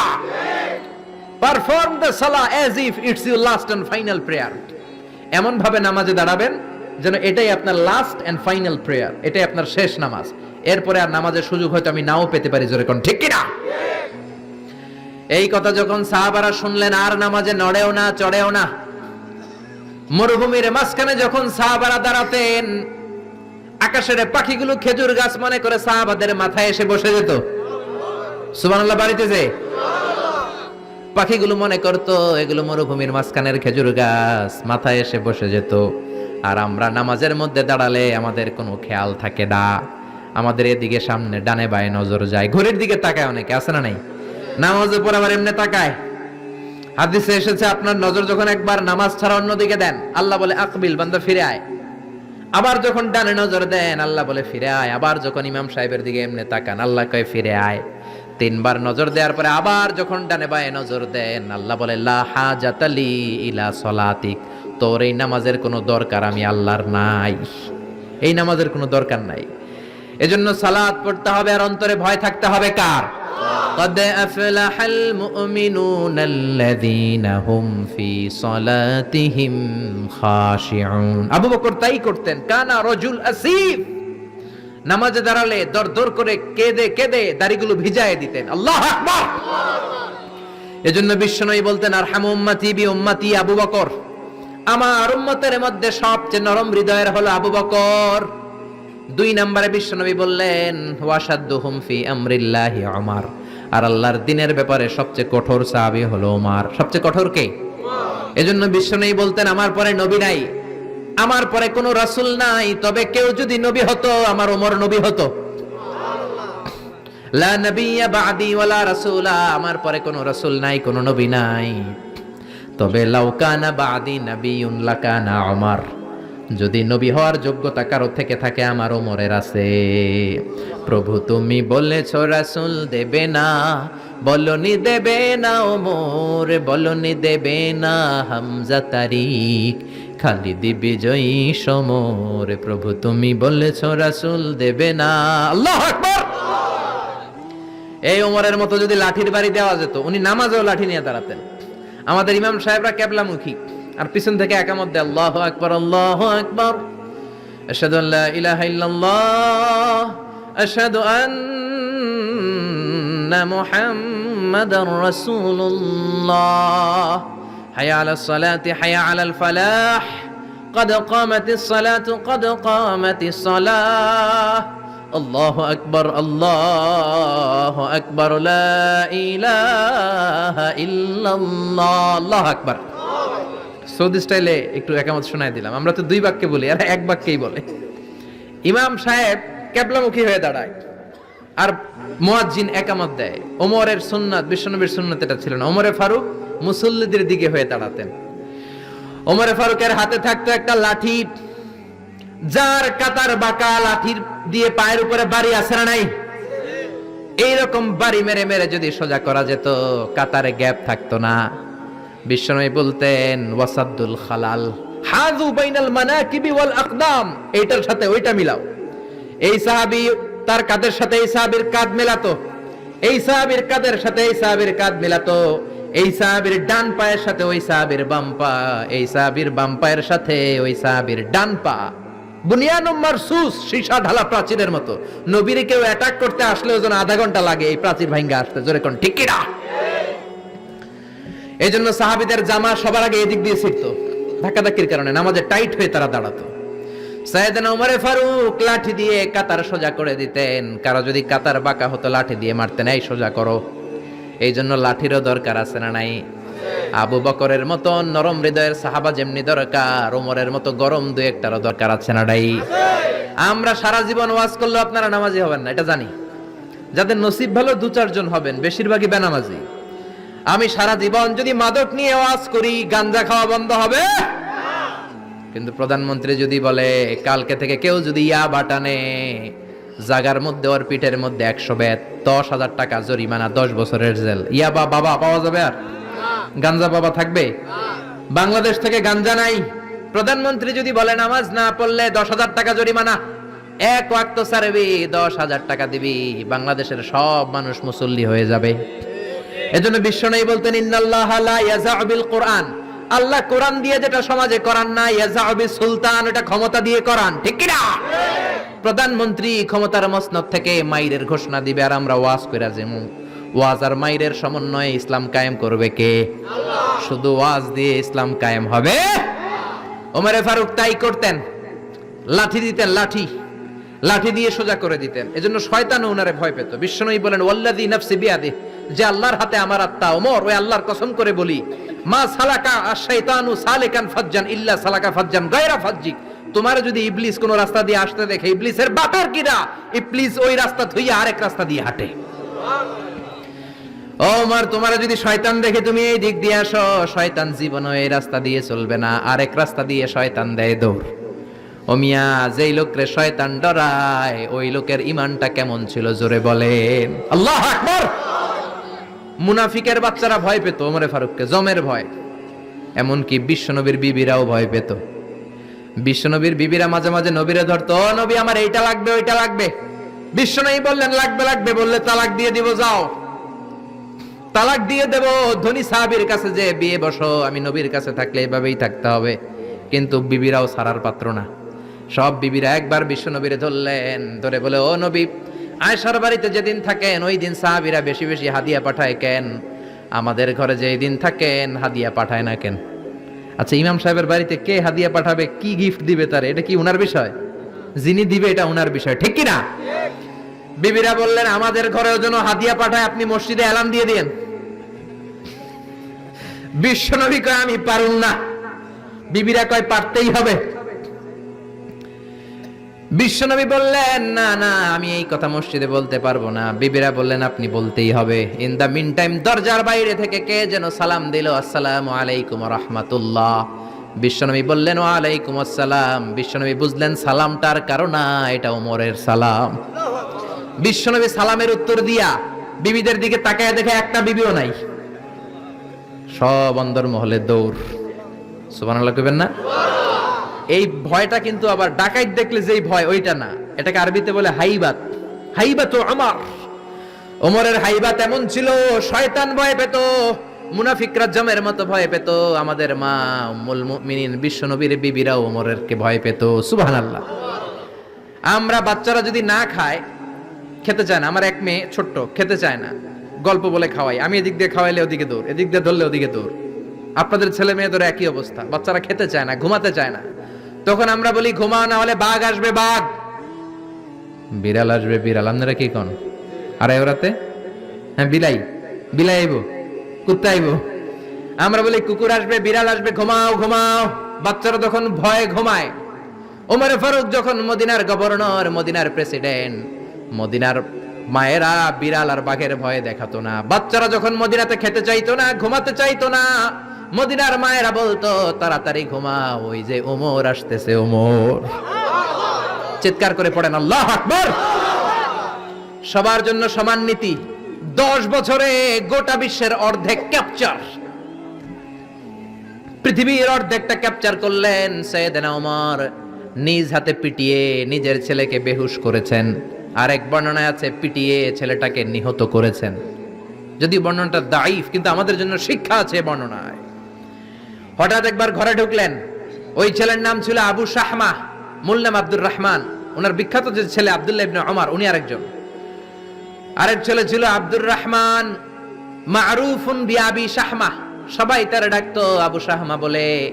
একদিন ঘরে ঢুকে দেখে মদের গন্ধ পাওয়া যায়। আবু শাহমারে বললেন, ইয়া আবা শাহমা আশারিবতা খামরান, মদ খাইছস? কয় না আব্বা, শারিবতু নাবিজান, নাবিজ খেয়েছি। খেয়াল রাখবেন, মদ হারাম, মদ খেলে আসিবেন, কিন্তু নাবিজ খাওয়া হালাল। নাবিজ হচ্ছে আরব দেশেরা খায়, সাদা দুধের মধ্যে রাতে শক্ত খুরমা যদি 5টা ফেলে রাখেন, সকালে ওইটা দেখবেন দুধের রং আর সাদা নাই, খুরমার রস টেনে দুধটা লাল হয়ে গেছে। এটা খেলে স্বাস্থ্যের জন্য আরব দেশে খুব ভালো, কিন্তু এটা রাতে ভিজাইলে সকালেই খাইতে হবে। এটা যদি 3 দিন রেখে দেন, 4 দিন রেখে দেন, এটা তারির মতো মদ হয়ে যাবে, মাতলামি হবে, খাওয়া যাবে না। ওমরের ছেলে ওই মজাটা নেয়ার জন্য 4 দিন ভিজায় রাখছে, তারপরে এই নাবিজ নামক মদ খেয়েছে। ওমর বললেন, মদ খাইছস নাকি? আবু শামা বলে, খাই নাই। ওমর বললেন, তাআলা ইলে, এদিকে আয়, ইফতাহ ফামাক, মুখ খোলো। মুখ খোলার পরে গন্ধ নিয়ে দেখে নাবিজ মাখানো মদের গন্ধ পাওয়া যায়। কোনো কথা নাই, কলারটা ধরলেন, টানতে টানতে মসজিদে নববীর বারান্দার পিলারে নিয়ে বাঁধলেন। জোরের আজান হলো, নামাজ পড়লেন। নামাজের পরে সালাম ফিরালেন। সালাম ফেরানোর পরে বললেন, মাকানাকুম ইনদানা হাদ। নামাজের পরে সুন্নত পরে সবাই বসবেন, একটা বিচার আছে। এই গুরুদণ্ড, এটাকে আরবিতে বলে হাদ, প্লুরাল হচ্ছে হুদুদ। সবাই যখন ওযু করে ঢুকতেছিল, বারান্দায় দেখে ওমরের ছেলে বাধা। সবার চিন্তা, হায় হায় কি ঘটনা ঘটলো, প্রেসিডেন্টের ছেলে পিলারের মধ্যে বাধা কেন? নামাজের পরে হাজার হাজার সাহাবী সবাই বলল, খলিফা কি হয়েছে? মাল আমর, হোয়াট হ্যাপেন্ড? ওমরে ফারুক বললেন, এটাই নাবিজ খেয়েছে, তবে এটা মদ হয়ে গেছিল, এখন আশীর্বাদ দিব। কানা ঘুষা, কানা ঘুষা, হাজার হাজার সাহাবী। কেউ কেউ বলল, খলিফার ছেলে তো মনে হয় মারবে না, ধমক দিয়ে ছেড়ে দিবে। এরকম কিছু বিচার দেশে আছে না নাই? মিলায় দেয়, ঘুষ খায়া ছাইরা দেয়। এমপির পোলা হইলে 7 খুন মাফ, চিল্লা এখন ঠিক না? কেউ বলে না, ওমর সারার পাত্র না, তবে 80টা মারবে না, 40টা দিবে অ্যাটলিস্ট। কয়টা? ওমর ফারুক চেয়ারে বসলেন, হাজার হাজার মানুষ, পিন পতন, নীরবতা। জল্লাদরে বললেন, হাতি জিলদ মিন বাইতুল মাল, বাইতুল মালের ঘর থেকে খেজুর গাছের চামড়া দিয়ে বানানো বড় সাইজের একটা চাবুক আন, সবচেয়ে বড় টানবি। সবচেয়ে বড় টানা হলো। এবার ওমরে ফারুক বললেন, ইবদা বিসমিল্লাহ, শুরু কর আল্লাহর নামে।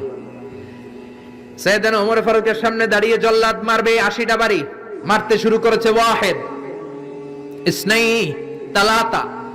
3 বাড়ি মারার পরে ওমরে ফারুক জল্লাদকে দিলেন এক থাপ্পড়। 3 হাত দূরে যে পড়লো জল্লাদ। জল্লাদের হাত থেকে চাবুক তুলে ধমক দিলেন, তুই কি চাবুক মারোস নাকি চাকরি বাঁচাস?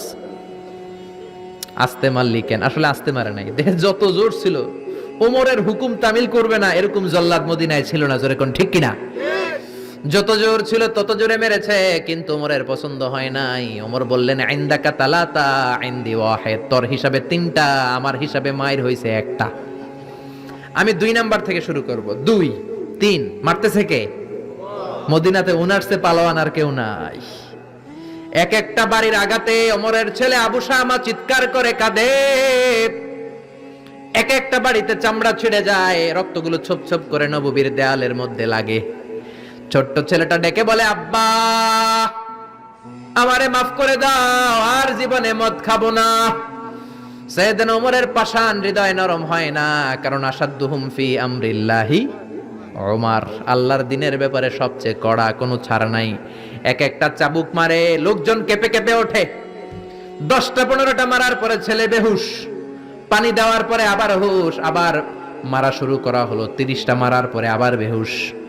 এইবার আবু শাহামার মা ওমরের বউ এসে ওমরের পা ধরে ডেকে বলে, ওমর, তোমার পায়ে ধরে ক্ষমা চাই, আমার কলিজার টুকরা বাজানটারে তুমি মেরে দিও না। 80টা বেত মারতে হবে, মেরেছো 30টা, আরো মারবা 50টা। যা ওমর, প্রতিটা বেতের বাড়ির বিনিময়ে আমি আবু শাহামার মা একটা করে ওট আল্লাহর রাস্তায় সদকা করে দেব। ওমর বলে, না আবু শাহামার মা, এটা আল্লাহর আইন, গোটা দুনিয়াটা দিলেও একটা চাবুকের বাড়ি থেকে ওরা কেউ বাঁচাতে পারবে না। মারতে লাগলেন, আবার পানি দিয়ে আবার হুশ। ওমরের বাড়ি যে খেয়েছে সে বুঝেছে। 50টা বাড়ি মারার পরে আবু শাহামা দুনিয়া থেকে শেষ। রাগে ওমর গড়গড় করছেন, বললেন, এই বেয়াদবটারে গোসল করা, জানাজা দে, কবর দে। কবর দেওয়ার পরে কবরের উপরে মারা শুরু করছে। 51, 52, 53, 80টা চাবুক মারার পরে আল্লাহরে ডেকে বলে, আল্লাহ, আমার ছেলে হওয়ার কারণে কোনো পার্সিয়ালিটি করি নাই, বিচারে 2 নাম্বারই করি নাই। 80টা গুনে গুনে বেত মেরেছি, দেহে যত শক্তি ছিল ততগুলো মেরেছি। কিয়ামতের ময়দানে জালিম ওমর বলে তুমি কিন্তু আমারে ডাকতে পারবা না। আল্লাহ, জালিমদের কাতারে আমারে উঠাতে পারবা না, আমারে জালিম বলতে পারবা না। ওইরকম ওমরের দরকার আছে না নাই? ওই ওমরের লাঠির বাড়ি যদি থাকতো, দেশটারে মদিনা বানায় দিত কে? চোরদের হাত যদি কাটা যেত, দেশটারে সুন্দর করতো কে? একটা জিনাখোরের ফাঁসি যদি বাইতুল মুকাররমের স্কয়ারের মধ্যে দিয়ে দেয়া হতো, এরপরে আর জিনা হতো? একটার ফাঁসি হয়ে গেলে আর তনুর মতো কোন নারীকে ধর্ষিতা হওয়া লাগতো না, খাদিজার মতো কোন মেয়েকে কেউ কোবানোর সাহস পেত না। জোরে বলেন ঠিক কিনা? একটা চোরের হাত জুমার নামাজের পরে বাইতুল মুকাররমের স্কয়ারের সামনে যদি কেটে দেয়া হয়, আর কোন চোর পাওয়া যাবে নাকি? জোরে বলেন। তবে আমচোর, জামচোর, কলাচোর ওই চোর না, যেই চোরগুলো বড় বড় জিনিস চুরি করে, ব্যাংক চুরি করে, দেশের টাকা চুরি করে, এক কলমের খোঁচায় 1000 কোটি টাকা চুরি করে, ওই চোরদের হাত কাটতে হবে। শেয়ার বাজার খায়া ফেলায়, হলমার্ক খায়া ফেলায়, দেশের টাকা খায়া ফেলায়, সুইজারল্যান্ডে সব টাকা পাঠায়, এরকম বড় বড় চোর আছে না নাই? ইসলামী বিচার যদি শুরু হয়, আগে বড় চোরদের বিচার দিয়ে শুরু হবে। চিল্লায় বলেন ঠিক কিনা? এজন্য বিশ্বনবী বলতেন, আসাদ্দুহুম ফি আমরিল্লাহি ওমর, আল্লাহর বিধান বাস্তবায়নে সবচেয়ে কঠোর ছিল ওমর। এক নারী এসে বলল, ওমরে ফারুক, আমার স্বামী আমারে তালাক দিয়েছে 100টা। কয়টা? শুনতেছেন? একটু জিমাই গেলেন মনে হয়। আমার স্বামী আমাকে 100 তালাক দিয়েছে। কয় তালাক? আসলে দিতে হবে কয় তালাক? তাও একটা একটা করে, ঠিক কিনা? ওমরে ফারুক ডেকে আনলেন, স্বামীরাও আনলেন, বউরে আনলেন। ও স্বামী, কয় তালাক দিছো? কয় 100টা দিছি। ওমরে ফারুক বললেন, তালাক হচ্ছে মিন শাআইরিল্লাহ, এটা আল্লাহর নিদর্শন। আল্লাহর নিদর্শন নিয়ে ফাইজলামি করার অনুমতি তোরে দিছে কে? 3 তালাকে তোর বউ তালাক, বাকি 97 তালাক তোর পিঠের উপরে পড়বে। সুবহানাল্লাহ। বাড়িতে যে বউরে 100 তালাক দিছে এক ডাকায়, ওমরে ফারুক বললেন, 3 তালাকে তোর বউ তালাক, বাকি 97 তালাক তোর পিঠে। এজন্য লাঠির দরকার আছে না নাই? ওমরে ফারুক জোহরের নামাজের ইমামতি করলেন। নামাজের পরে দেখলেন একদল লোক গোল হয়ে বসে জিকির করে। আসরের পরেও দেখলেন গোল হয়ে জিকির করে। মাগরিবের পরে দেখলেন সব লোক কাজে চলে যায়, ওই একদল লোক জিকির করে। ওমরে ফারুক বললেন, মান আনতুম, তোমরা কারা? কয়, নাহনু আল মুতাওয়াক্কিলুনা আলাল্লাহ, আমরা আল্লাহর উপর তাওয়াক্কুলকারী। তো কাজবাজ নাই, খালি জিকির করো। খাও দাও কিভাবে? কয়, আমাদের জিকির দেখে লোকজন খানা দিয়া যায়। ওমরে ফারুক বললেন, তাহলে তো তোমরা মুতাওয়াক্কিলুনা আলাল্লাহ নও, তোমরা হচ্ছে আল মুতাওয়াক্কিলুন বা'দুকুম আলা বা'দ, একে অপরের উপর তাওয়াক্কুলকারী। যারা তোমাদের জন্য রুটি নিয়ে আসছে এদের উপর তাওয়াক্কুলকারী। কে বলেছে নামাজের পরে বসতে? ফাইদা কুদিয়াস সালাতু ফান্তাশিরু ফিল আরদ ওয়াবতাগু মিন ফাদলিল্লাহ। নামাজ শেষ তো বের হয়ে যাও, ছাত্র যাবে স্কুলে, জনপ্রতিনিধি যাবে, মেম্বার অফ দ্য পার্লামেন্ট যাবে পার্লামেন্টে, শিক্ষক যাবে কলেজে, যারা ব্যবসায়ী তারা যাবে বাজারে। তোমরা কোনো কাজ করো না, বসে থাকো কেন? খবরদার, আজকের নামাজের পরে যদি কোনো নামাজের পরে যদি গোল হয়ে বসে বসে থাকতে দেখি, পিটাইয়া মসজিদে নববী থেকে বের করে দেব। কাজ করতে যা, এলাকায় যে কাজ কর, বিবি বাচ্চার খবর নিয়ে চিল্লা, এখন ঠিক না ছাড় দেন নাই, পিটাইয়া মসজিদ থেকে বের করে দিয়েছেন। আল্লাহু আকবার। এজন্য বিশ্বনবী বলেছেন, আরহাম উম্মতি বি উম্মতি আবু বকর। সাহাবীদের মধ্যে সবচেয়ে কোমল হৃদয়ের অধিকারী কে ছিল? আর সবচেয়ে কঠোর কে ছিল? 3 নম্বরে বিশ্বনবী বললেন, ওয়াসদাকুহুম হায়ান উসমান। সবচেয়ে লজ্জাশীল সাহাবী উসমান। নারীরাও এত লজ্জাশীল ছিল না সাইয়েদনা উসমান যতটা লজ্জাশীল ছিল। এখন আমাদের সমাজে লজ্জা শরমের বালাই নাই। কি করে আমরা বেশরম হব, বেলাল্লাপনা, অশ্লীলতা কি করে ছড়াবো, এগুলো ট্রেনিং সেন্টার আমাদের ঘর। জি বাংলায় আমাদেরকে ট্রেনিং দেয়া হয়, শাড়িটা কেমনে পরলে শরীর বেশি দেখা যায়, পেট খালি, পিঠ খালি, কপালের উপরে এক নক্তা আছে না নাই? জোরে কোন? কপাল পোড়া। প্রতিদিন আমরা ট্রেনিং প্রাপ্ত, প্রতিদিন জি বাংলা স্টার জলসায় শাশুড়ি আর বউয়ের মধ্যে কেমনে গিরিঙ্গি লাগানো যায়। আচ্ছা রাই, বিশ্বনবী বললেন, ইযা লাম তাস্তাহি ফাসনা মা শিতা। যদি শরম না থাকে, তোর যা মন চায় তাই করতে পারবি। এই জন্য আল হায়াউ শু'বাতুম মিনাল ঈমান। লজ্জা হলো ঈমানের অঙ্গ, যার লজ্জা নাই তার ঈমান নাই। এজন্য লজ্জা শরমের দরকার আছে না নাই? বিশ্বনবী ছোট্টবেলা থেকেই লজ্জাশীল ছিলেন। বিশ্বনবীর দুধমা হালিমা, তিনি বলেন, 2 বছর মুহাম্মদ আমার দুধ খেলো, 5 বছর ছেলেটারে আমি পাললাম, 5 বছর লালন পালন করেছি। 5 বছরের মধ্যে শিশু মুহাম্মদকে আমি কোনোদিন কাঁদতে দেখি নাই। ব্যথা পেলেও মুহাম্মদ কাঁদে না, ক্ষুধা লাগলেও মুহাম্মদ কাঁদে না। শুধু লজ্জাস্থানের জায়গা থেকে কাপড়টা একটু সরে গেলে শিশু মুহাম্মদ কেঁদে দেয়। ছোট্ট বাচ্চা ব্যথা পায়, কাঁদে না। বিশ্বনবী কাঁদতেন না, ক্ষুধা লাগলে কাঁদতো না, লজ্জাস্থান থেকে কাপড় সরলেই কাঁদতো। বিশ্বনবীর বয়স 7 কিংবা 8। মক্কাতে কাবা নির্মাণ হবে। মক্কার সবাই কয়, আমরা সবাই এই কাজে অংশগ্রহণ করব। কাবা ঘর বানাইলে ওটাতে সব আছে না নাই? তো কিভাবে অংশগ্রহণ? পাথর কেটে কেটে পাথর দিয়ে কাবা বানাবে। সবাই পাথর টানে, বিশ্বনবীও টানে। বিশ্বনবীর বয়স 7 কিংবা 8। ওনার বয়সের ছেলেরা সবাই পরনের লুঙ্গি খুলে কাঁধের মধ্যে রেখেছে, আর কাঁধের উপরে একটা করে পাথর টানে যাতে ব্যথা না পায়। ছোট্ট বাচ্চারা লুঙ্গি খুলে ফেলে না? গ্রীষ্মকালে দেখবেন পুকুর একটা পাইলে লুঙ্গি ধুইয়া সবটি সাঁতার, আছে না নাই? পিড়াইয়া উঠানো যায় না, সবগুলো ডুবায়, চোখগুলো লাল করে ভূতের মতো হয়ে ওঠে। এলাকায় পুকুর টুকুর নাই বোধহয়? আছে আছে আছে। বিশ্বনবী লুঙ্গি খোলে না, সবগুলো সমবয়সের বাচ্চা লুঙ্গি খুলে ভাঁজ করে এখানে রেখে একটা পাথর টানে। আমার নবী 2টা করে টানে। সবাই টানে কয়টা করে? নবী টানে কয়টা করে? সব বাচ্চারা লুঙ্গি খোলা, বিশ্বনবীর লুঙ্গি পরনে। আবু তালেবের চোখে এটা পড়লো। আবু তালেব বলে, ও ভাতিজা মুহাম্মদ, তোমার বয়সের বাচ্চারা লুঙ্গি খুলে পাথর টানে, সবাই টানে একটা, তুমি টানো 2টা। কেন রে ভাতিজা, তুমিও লুঙ্গি খোলো, লুঙ্গিটা কাঁধে রেখে তারপরে পাথর টানো। বিশ্বনবী বললেন, না চাচা, আমার সমস্যা নাই, আমি লুঙ্গি খুলবো না। চাচা কই, খোলো।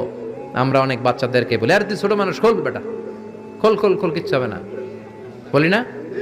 কখনো এগুলো বলবেন না। ও ছোট্ট হলে ওর একটা প্রেস্টিজ আছে না নাই? ওর একটা আত্মসম্ভ্রম বোধ আছে না নাই? এখনো যদি লুঙ্গি খোলা শিখান, অশ্লীলতা শিখান, তাহলে এই ছেলেগুলো হবে ডাকাত, এগুলোই হবে বাংলা ভাই, ইংরেজি ভাই, অঙ্ক ভাই, এগুলো হবে পিচ্চি হান্নান, এরশাদ শিকদার, কালা জাহাঙ্গীর, লতিফ সিদ্দিকীর মতো মন্ত্রী। ঠিক, আরো আসতে বলেন। এখন থেকে যদি লাজুকতা শিখান, ভদ্রতা শিখান, কোরআন শিখান, তাহলে এই ছেলেগুলো বড় আলেম হবে, মুফাসসিরে কোরআন হবে। এই ছেলেগুলো হাফেজ জাকারিয়ার মতো হবে, ফজলে রাব্বি আদলের মতো হবে, বড় বড় ইমাম হবে, মুফাসসির হবে। চিল্লায় বলেন ঠিক কিনা? চাচা বলে, মোহাম্মদ লুঙ্গি খোলো। আরে ছোট মানুষ খোলো। বিশ্বনবী বলে, না, আমি ছোট হতে পারি কিন্তু লুঙ্গি খুলবো না, আমার কোনো সমস্যা নাই। চাচাকে, আরে খোলো মিয়া, বলে লুঙ্গির গোছা ধরে টান দিছে। টান দিতে দেরি, মুহূর্তের মধ্যে বিশ্বনবী বেহুশ হয়ে জমিনে পড়ে যায়। বিশ্বনবীর জীবদ্দশায় পৃথিবীর কোন মানুষ বিশ্বনবীর লজ্জাস্থান দেখে? জোরে বলেন, দেখে? এজন্য খবরদার, তোমার বোনের পেট পিঠ খালি থাকতে পারবে না, কপালে এক নোক্তা থাকতে পারবে। তোমার বোন বললেই তুমি তারে পাখি ড্রেস কিনে দিতে পারবা না, লেহেঙ্গা 2 পিস 3 পিস কিনে দিতে পারবা না। তুমি যদি এগুলো আদরের বোনকে কিনে দাও, আল্লাহর সুপ্রিম কোর্টের কাঠ গড়াতে তোমারও আসামি করে দাঁড় করাবে কে? বাবা খবরদার, মেয়েদের সব আবদার পূরণ করবেন না। হেজাব পরানো শিখান, বোরকা পরানো শিখান। একটা মেয়ে যখন বোরকা পরে রাস্তায় বের হয়, মনে হয় জান্নাতের হুর দুনিয়ায় এসেছে। একটা মেয়ের সৌন্দর্য তো হেজাবে, সৌন্দর্য তো বোরকার ভেতরে, সৌন্দর্য তো পর্দার ভেতরে। চিল্লা এখন ঠিক কিনা? আবার কিছু নানি আছে বয়স 90, উনি হাত মোজা পা মোজা, আর সাথে 16 বছরের 18 বয়সের নাতনিরে নিয়ে বের হইছে। এমন দৃশ্য এলাকার সব পোলারা পিছনে পিছনে লাইন ধরে আছে না নাই? মায়ের বয়স 60, হাত মোজা পা মোজা। আপনি হাত মোজা পরছেন কেন? আপনি তো অল্প কাপড় পরে বেরোলেও কোনো সমস্যা নাই। আপনি তো এক্সপায়ার্ড, আপনার ডেট এক্সপায়ার্ড, ঠিক কিনা? আপনার দিকে তাকাবে না সুন্দরী সুরুষী অষ্টাদশী মায়াবিনী কাজল কালো চোখ মেঘ কালো কেশ, আপনার ওই নাতনির দিকে লুলুপ দৃষ্টি দিয়ে বখাটে গুলো তাকাবে, ঠিক কিনা? এজন্য খবরদার, মেয়েদেরকে পর্দা শিখান, মেয়েদেরকে ভদ্রতা শিখান, মেয়েদেরকে ইসলাম শিখান। ফ্যামিলিটারে জান্নাত বানায় দিতে পারে কে? এজন্য বিশ্বনবী বললেন ওয়াসদাকুহুম হায়াআন উসমান, সবচাইতে লজ্জাশীল সাহাবী ছিল কে? মনে থাকবে নি? ওসমান নামটা সুন্দর না? ছেলে পেলে হইলে এগুলো রাখেন, রাখবেন তো? কি রাখবেন? কি অদ্ভুত অদ্ভুত নাম রাখে। এক লোক অনেকদিন পরে ভাতিজারে দেখতে আসছে বাসায়, ঢাকাতে, গ্রামের সবজি টবজি নিয়ে গেছে। তো ভাতিজারা বলে, ভাতিজা তোমার নাকি এক ছেলে এক মেয়ে? বলে জি চাচা, দোয়া করবেন, এক ছেলে এক মেয়ে, একটু ডাকো তোমার ছেলে আর মেয়েরে। ভাতিজা ডাক দিছে ব্রাশ ফায়ার, ব্রাশ ফায়ার শুই না চাচা দিছে দৌড়। ভাতিজাও পিছন থেকে দৌড়ায়, চাচাও দৌড়ায়। ভাতিজা কয় দাঁড়ান চাচা, চাচা কয় আমার বয়স 80 হয়েছে রে ভাতিজা, আমারে তুই ব্রাশ ফায়ার করিস না। ভাতিজা কয় চাচা এটা ওই ব্রাশ ফায়ার না, ছেলের নাম ব্রাশ, মেয়ের নাম ফায়ার। আছে না নাই? কিয়ামতের দিন আল্লাহ ইউদআউনা ইয়াউমাল কিয়ামাতি বিআসমাইকুম ওয়া বিআসমাই আবাইকুম, কিয়ামতের দিন আল্লাহ তোমাদের নাম ধরে, তোমাদের বাবাদের নাম ধরে ডাকবে। ফাহসিনু আসমাআকুম, তোমাদের নামগুলো সুন্দর করে রেখো। সুবহানাল্লাহ। রাখবেন, ওসমান নামটা রাখবেন তো? ছেলে হইলে রাখবেন, রাখবেন। এরপরে বিশ্বনবী বলেছেন ওয়াকদাহুম আলী, সবচেয়ে ভালো বিচারের রায় দিতে পারতো আমার মেয়ের জামাই আলী। বিচারের রায় হবে একটা কিতাব দিয়ে, কিতাবটার নাম কি? আপনাদের উচ্চ আদালত আর নিম্ন আদালত তো এই কিতাব দিয়ে রায় হয় না? হাইকোর্ট সুপ্রিম কোর্টে এটা দিয়ে রায় হয় নাকি? এই কোরআনটা দিয়ে যদি সব বিচারের রায় হতো, কেউ মাজলুম হতো না।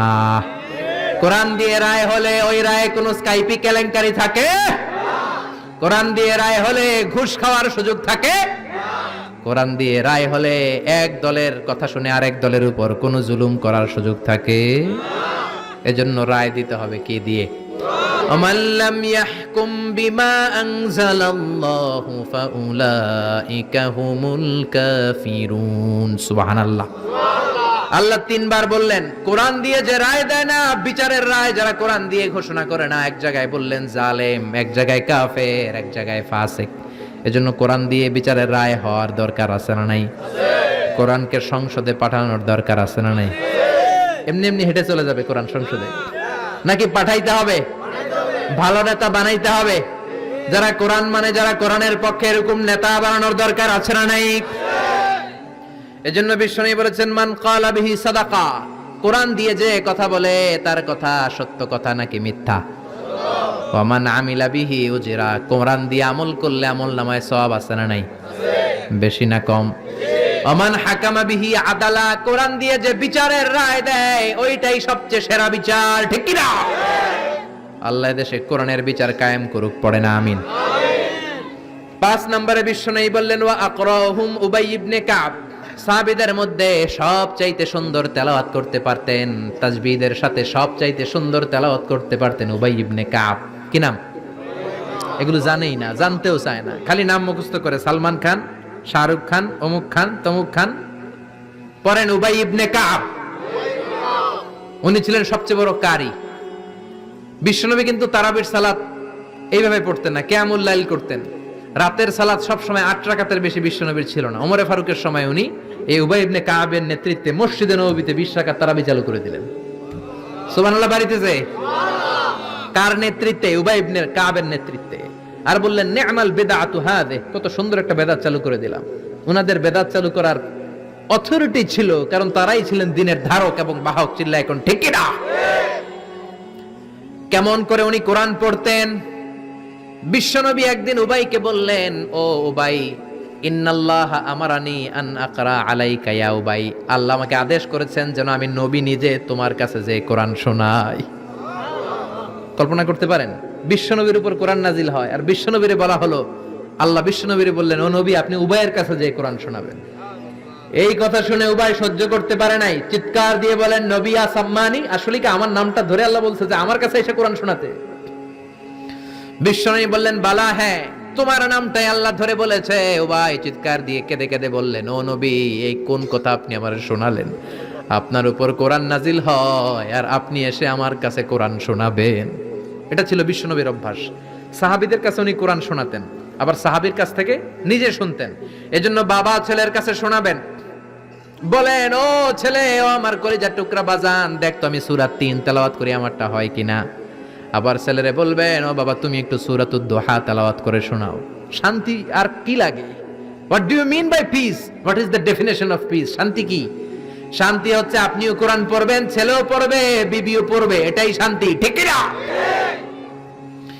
বাবা ছেলেরে কোরআন শোনাবেন, ছেলে বাবারে কোরআন শোনাবা, স্বামী স্ত্রীরে শোনাবেন, স্ত্রী স্বামীরে শোনাবেন, শাশুড়ি বৌমারে শোনাবেন, বৌমা শাশুড়িরে শোনাবেন, তাহলে আর ঝগড়া হবে না, ঠিক কিনা? বাবা যদি বলে ৩ জন মিলে সূরা ইয়াসিন মুখস্থ শুরু করলেন, 2 দিন পর পর খোঁজ নেন, ও ছেলে, ওরে বাবা তোর কয় আয়াত মুখস্থ হইছে? আমার হইছে 20 আয়াত। ছেলে বলে, বাবা তোমার মাত্র 20 আয়াত, আমি তো মুখস্থ করে ফেলছি 30 আয়াত। ছেলেদের মেধা, বাচ্চাদের ব্রেন শার্প হয়, ঠিক কিনা? বিবি বলবে, আমি রান্নার কারণে বেশি করতে পারি না, আমি করছি 7 আয়াত। আহা, এরকম ফ্যামিলি আমরা চাই কি চাই না? ফ্যামিলিটা যদি এরকম হয় আর কি লাগে, ঠিক কিনা? এজন্য আকরাহুম লি উবাই, সাহাবীদের মধ্যে সবচাইতে চমৎকার কণ্ঠে কোরআন তেলাওয়াত করত উবাই ইবনে কাব। এজন্য বেশি বেশি কোরআন তেলাওয়াতের দরকার আছে না নাই? একটা অক্ষর তেলাওয়াত করলে 10টা নেকি দিবে কে? 10টা করে নেকি। একটা করে আয়াত তেলাওয়াত করবেন, জান্নাতে আপনার বিল্ডিং কে 1-1 তলা লম্বা করে দিবে কে? পৃথিবীর কোন গ্রন্থের ব্যাপারে এরকম ঘোষণা আছে নাকি? শ্রীমদ ভগবত গীতা তেলাওয়াত করলে 1 অক্ষরে কয় নেকি?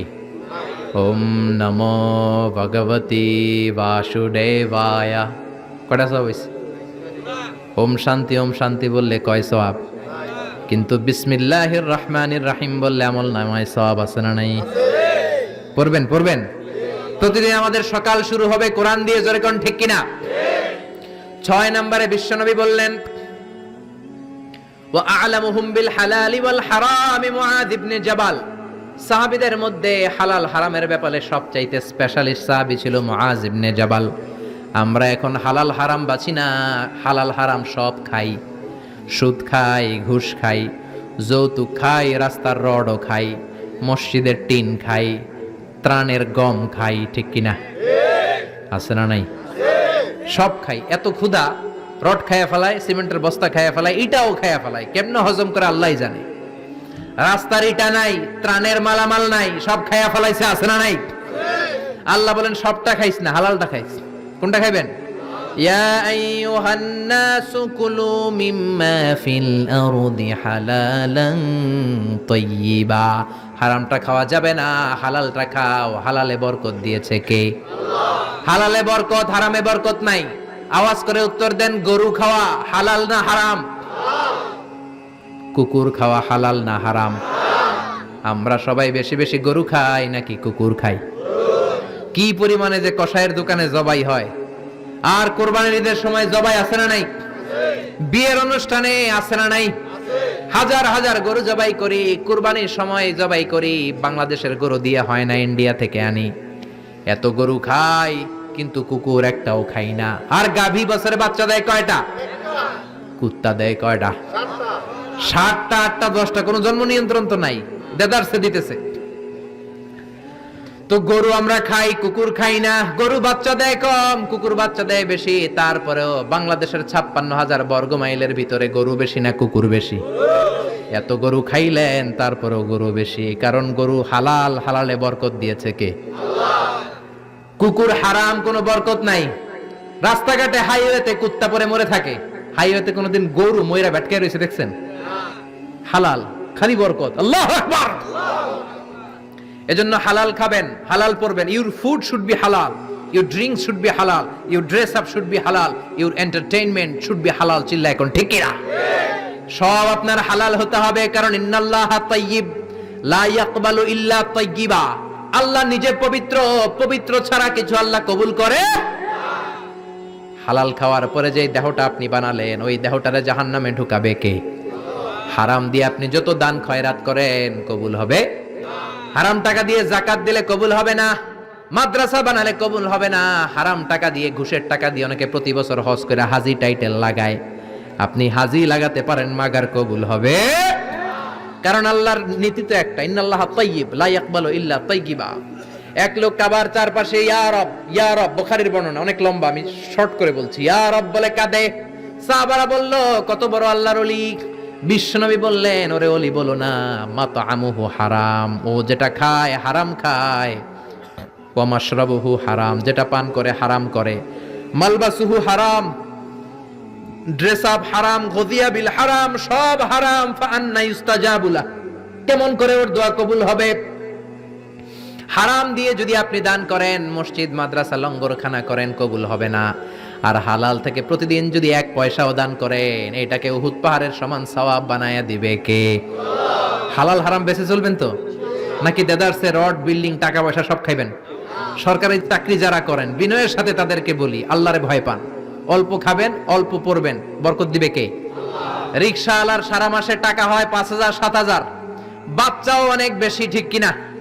7টা 5টা বাচ্চা সারা মাস খাওয়ার পরে তারপর ওর 500-600 টাকা থাকে পকেটে। আর আপনি কোটি কোটি টাকা কামান, মাস শেষে আপনার ঋণ আর ঋণ। কারণ হালালে বরকত বেশি, হারামে বরকত নাই। কথা বুঝতে পেরেছেন? কথা বুঝতে পেরেছেন? কিয়ামতের দিন 5টা প্রশ্নের উত্তর না দিয়ে পা নাড়াতে পারবেন না। এর মধ্যে একটা হলো আনমালিহি মিন আইনা ইকতাসাবা। আপনি সম্পদ যে গড়েছেন, সম্পদের পাহাড় কোন রাস্তায় গড়েছেন? হালাল রাস্তায় উপার্জন করেছেন নাকি হারাম? এজন্য আমরা হালালের পক্ষে নাকি হারামের? এই হালাল হারামের মুতাখাসসিসুন ফিল হালালি ওয়াল হারাম ছিল মুআয ইবনে জাবাল। কি নাম মনে থাকবে? আরবি না পড়তে না পড়তে বের হয় না মুখ দিয়া। বলেন মুআয ইবনে জাবাল। 7 নম্বরে বিশ্বনবী বললেন, আফরাদুহুম যায়েদ ইবনে সাবিত। ফারায়েজের নীতিমালা সবচেয়ে ভালো জানে আমার যায়েদ। ফারায়েজ কি? পোলাপানরা এগুলো জানেই না। ফারায়েজ হচ্ছে আল্লাহর দেয়া উত্তরাধিকার বন্টনের নীতিমালা। দুনিয়ার সব বাবাদেরকে আল্লাহ ডেকে বললেন, ইউসিকুমুল্লাহু ফি আওলাদিকুম লিযযাকারি মিসলু হাযযিল উনসায়াইন। আল্লাহর দেয়া নীতিমালা হলো, ও বাবারা, ছেলেরে যদ্দুর দিবা, মেয়েরে অর্ধেক দিবা। কার কথা? নাকি আজারি সাহেবের কথা? কে বলেছেন? কে বলেছেন? আল্লাহর দেয়া বিধান। দুনিয়ার বাবারা ছেলেরে যা দিবেন, মেয়ের অর্ধেক। এদিকে বাবা আছে না নাই? বয়স্ক বাবারা আছে না নাই? খবরদার, কিয়ামতের দিন আপনারও কাঠগড়ায় দাঁড়াতে হবে, ঠিক কিনা? ছেলেরে যদি 2 লাখ দেন, মেয়েরে দিবেন? ছেলেরে 10 কানি দিলে মেয়েরে, ছেলেরে 4টা বাড়ি দিলে মেয়েরে। অনেক মা আছে ছেলের পাতে মুরগির রান দেয়, মাইয়ার পাতে মুরগির ঠ্যাং দেয়, মুরগির গিলা দেয়, মুরগির পুস্তি দেয়। কি কোন আপনারা? গিলা পুস্তি কোন? তো মেয়েরে যেমনি পুস্তি দিলেন, মাইয়ার কি রান খাইতে মন চায় না? মন চায় না? দেখবেন যে মা বাবা ছেলের পাতে দেয় মুরগির রান, মেয়ের পাতে দেয় মুরগির ঠ্যাং, ওই মা বাবার শেষ জীবনটা ছেলের বাড়িতে কাটে না, মেয়ের বাড়িতেই কাটে, ঠিক কিনা? এজন্য আফরাদুহুম যায়েদ ইবনে সাবিত। যায়েদ ইবনে সাবিত সবচেয়ে ভালো ফারায়েজের নীতি জানতেন। এই ফারায়েজের নীতি যদি ভঙ্গ করেন, কিয়ামতের ময়দানে জবাব দিতে হবে। অনেক বাবা বলে, মা তোর ভাইয়ের সব দিয়ে দিলাম, তোর লাগে আমি হাত তুলে দোয়া করে দিলাম। তো দোয়া তো আপনি করবেনই, যে যেটা পাওয়ার অধিকারী তারে ওইটা আগে দিবেন, তারপরে দোয়া, ঠিক কিনা? সব শেষে বিশ্বনবী বললেন, ইন্না লিকুল্লি উম্মাতিন আমিন ওয়া আমিনু হাযিহিল উম্মাহ আবু উবাইদা ইবনুল জাররাহ। সব জাতির মধ্যে বিশ্বস্ত একজন থাকে, আমার সাহাবীদের মধ্যে সবচাইতে বিশ্বস্ত সাহাবী আবু উবাইদা ইবনুল জাররাহ। এটার নাম নিতে অনেকের দাঁত ভেঙে যাবে। আবু উবাইদা ইবনুল জাররাহ। আরবি পড়ে না তো, কোরআন পড়ার সময় নাই, খালি দুনিয়া কে মজা লে লো, দুনিয়া তোমারি হ্যাঁ।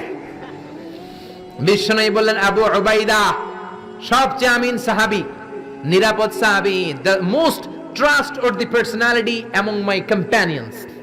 আমার সাহাবাদের মধ্য থেকে সবচাইতে বিশ্বস্ত আবু উবাইদা। কিছু লোক আছে জান যাবে প্রাণ যাবে কিন্তু আমানতের খেয়ানত করবে না, আছে না নাই? এই জন্য বিশ্বনবী ছিলেন আমানতের জন্য সেরা। সবাই বিশ্বনবীরে ডাকতো আমিন।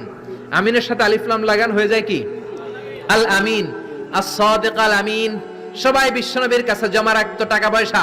এক লোক তায়েফে যাবে দল করে আবু জাহেলের, যাওয়ার আগে স্বর্ণের বাক্স এনে বলে আব্দুল্লাহর বেটা মোহাম্মদ কয়েক সপ্তাহের জন্য তায়েফে যাব, স্বর্ণের বাক্সটা তোমার কাছে রাখি। বিশ্বনবী বললেন তুমি না আবু জাহেলের পার্টি করো, ওর কাছে রাখো। ও কয় না আবু জাহেলের পার্টি করি ঠিক, কিন্তু জমা রাখা যাবে না। আবু জাহেলের কাছে যদি স্বর্ণের বাক্স দেয়া যায়, আইসা দেখবো স্বর্ণ নাই, স্বর্ণের বাক্স নাই। জোরে কোন ঠিক কিনা?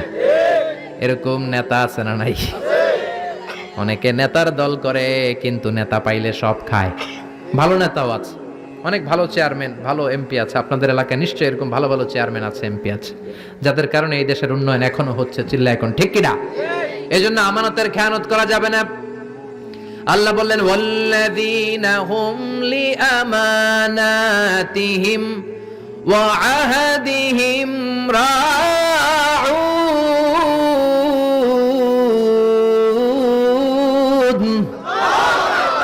মুমিনের বৈশিষ্ট্য প্রমিস দিলে প্রমিস ভাঙে না, আমানতের খেয়ানত করে। এজন্য আমরা সবাই আমানতদার হব। রাজি আছেন? রাজি আছেন? বিশ্বনবী বললেন ইদা দুইয়াতিল আমানা ফান্তাজিরিস সাআ, যখন আমানতের খেয়ানত হবে তখনই কিয়ামত হবে। সাহাবারা বললেন আমানতের খেয়ানত কেমনে হয়? বিশ্বনবী বললেন ইদা উসিদাল আমরু ইলা গায়রি আহলিহি ফান্তাজিরিস সাআ, যেই লোক যেই চেয়ারে বসার যোগ্য নয় ওই লোক ওই চেয়ারে বসলে তখনই কিয়ামত হয়ে যাবে। এখন যেই লোক যেই চেয়ারে বসার যোগ্য না ওই লোক চেয়ারে বসে যায়, এরকম আছে না নাই? আপনাদের এই এলাকায় নাই, কিন্তু বাংলাদেশ ব্যাপী এটাই বেশি। প্রিন্সিপাল হওয়ার যোগ্যতা নাই, ঘুষ দিয়ে প্রিন্সিপাল হয়, আছে না নাই? বিসিএস ক্যাডার হয়, এক বাক্য ইংরেজি কইতে পারে না। আমাদের দেশের মন্ত্রীরা যখন বিদেশি ডেলিগেটদের সাথে কথা বলে তখন বোঝা যায় মাশাআল্লাহ কি সুন্দর ইংলিশ। লেখাপড়া করা লাগে নাই তো, এক ফোনে চাকরি হয়ে গেছে, ঠিক কিনা? ইমাম হওয়ার যোগ্যতা নাই, ইমাম হয়, আছে না নাই? শোলাকিয়ার ময়দান আছে না নাই? কোন জায়গায়? ইমাম সাহেব আছে না নাই? ক্যামেরা ম্যান আসছে 20 জন, মুসল্লি আসছে 8 জন, ঠিক কিনা? আহা, চেয়ারম্যান হওয়ার যোগ্যতা রাখে না, চেয়ারম্যান হয়। এমপি হওয়ার যোগ্যতা রাখে না, এমপি হয়। বক্তা হওয়ার যোগ্যতা রাখে না, প্রধান বক্তা, বাতিলের আতঙ্ক, আছে না নাই? এগুলো সব কিয়ামতের আলামত। এজন্য আমার প্রাণের ভাইয়েরা, আল্লাহ বললেন মুহাম্মাদুর রাসূলুল্লাহি ওয়াল্লাযীনা মাআহু আশিদ্দাউ আলাল কুফফারি রুহামাউ বাইনাহুম। মুহাম্মদ হলো আল্লাহর রাসূল আর তার সাহাবারা নিজেরা পুষ্পকমল, কাফেরদের ব্যাপারে বজ্র কঠোর। সাহাবীদের মধ্যে আবু বকর সবচেয়ে কোমল হৃদয়ের, সাহাবীদের মধ্যে সবচেয়ে কঠোর ছিলেন সাইয়েদনা ওমর, সবচেয়ে বেশি লজ্জাশীল ছিল উসমান। আল্লাহ তুমি আমাদের লজ্জাশীলতা বাড়িয়ে দাও। কোরআন দিয়ে ফয়সালা করত সাইয়েদনা আলী, কোরআন দিয়ে এই বাংলাদেশে তুমি ফয়সালার সিস্টেম চালু করে দাও। সবচেয়ে ভালো কারি ছিলেন উবাই ইবনে কাব, আমাদের তেলাওয়াতকে তুমি সহিহ শুদ্ধ করে দাও। হালাল হারাম সবচেয়ে স্পেশালিস্ট ছিলেন মুআজ ইবনে জাবাল, তুমি আমাদেরকে হালাল হারাম বেছে চলার তৌফিক দাও। ফারায়েজের জ্ঞানে সবচেয়ে জ্ঞানী ছিল, পণ্ডিত ছিল যায়েদ ইবনে সাবিত, এই ফারায়েজ অনুযায়ী ছেলে মেয়েদেরকে বন্টনের তৌফিক দাও। সবচেয়ে বেশি আমানতদার সাহাবী ছিলেন আবু উবাইদা ইবনুল জাররাহ, আমরা যেন আমানতের খেয়ানত না করি, তুমি তৌফিক দাও। আর জোরে পড়েন আমিন। আল্লাহ তাআলা আমাদের সবাইকে কথাগুলো বুঝার ও আমল করার তৌফিক দান করুক, আমরা পড়ি আমিন। এই যে শীতের সিজনে এত মাহফিল হয়, শুধু শুনলেন আর এসে স্লোগান দিলেন, লাভটা হইল কি? আমল করতে হবে জীবন পরিবর্তনের জন্য, আখিরাতটাকে সুন্দর করার জন্য, তাহলেই কামিয়াবি, ঠিক কি না? আল্লাহ আমাদের সবাইকে সহি সমঝ দান করুক। যা বলেছি কোরআন সুন্নাহর আলোকে বলেছি, বানিয়ে বলি নাই। তারপরে আমার মনের অজান্তে কোনো মিস ইনফরমেশন যদি মুখ ফসকে বের হয়ে যায়, আল্লাহ যেন স্মৃতিপট থেকে মুছে দেয়। সত্য সুন্দর হকের পক্ষে যা বললাম তার সবগুলো যেন আল্লাহ আগে আমারে আমলের তৌফিক দান করে, আপনাদেরকে আমলের তৌফিক দান করে, আমরা পড়ি আমিন।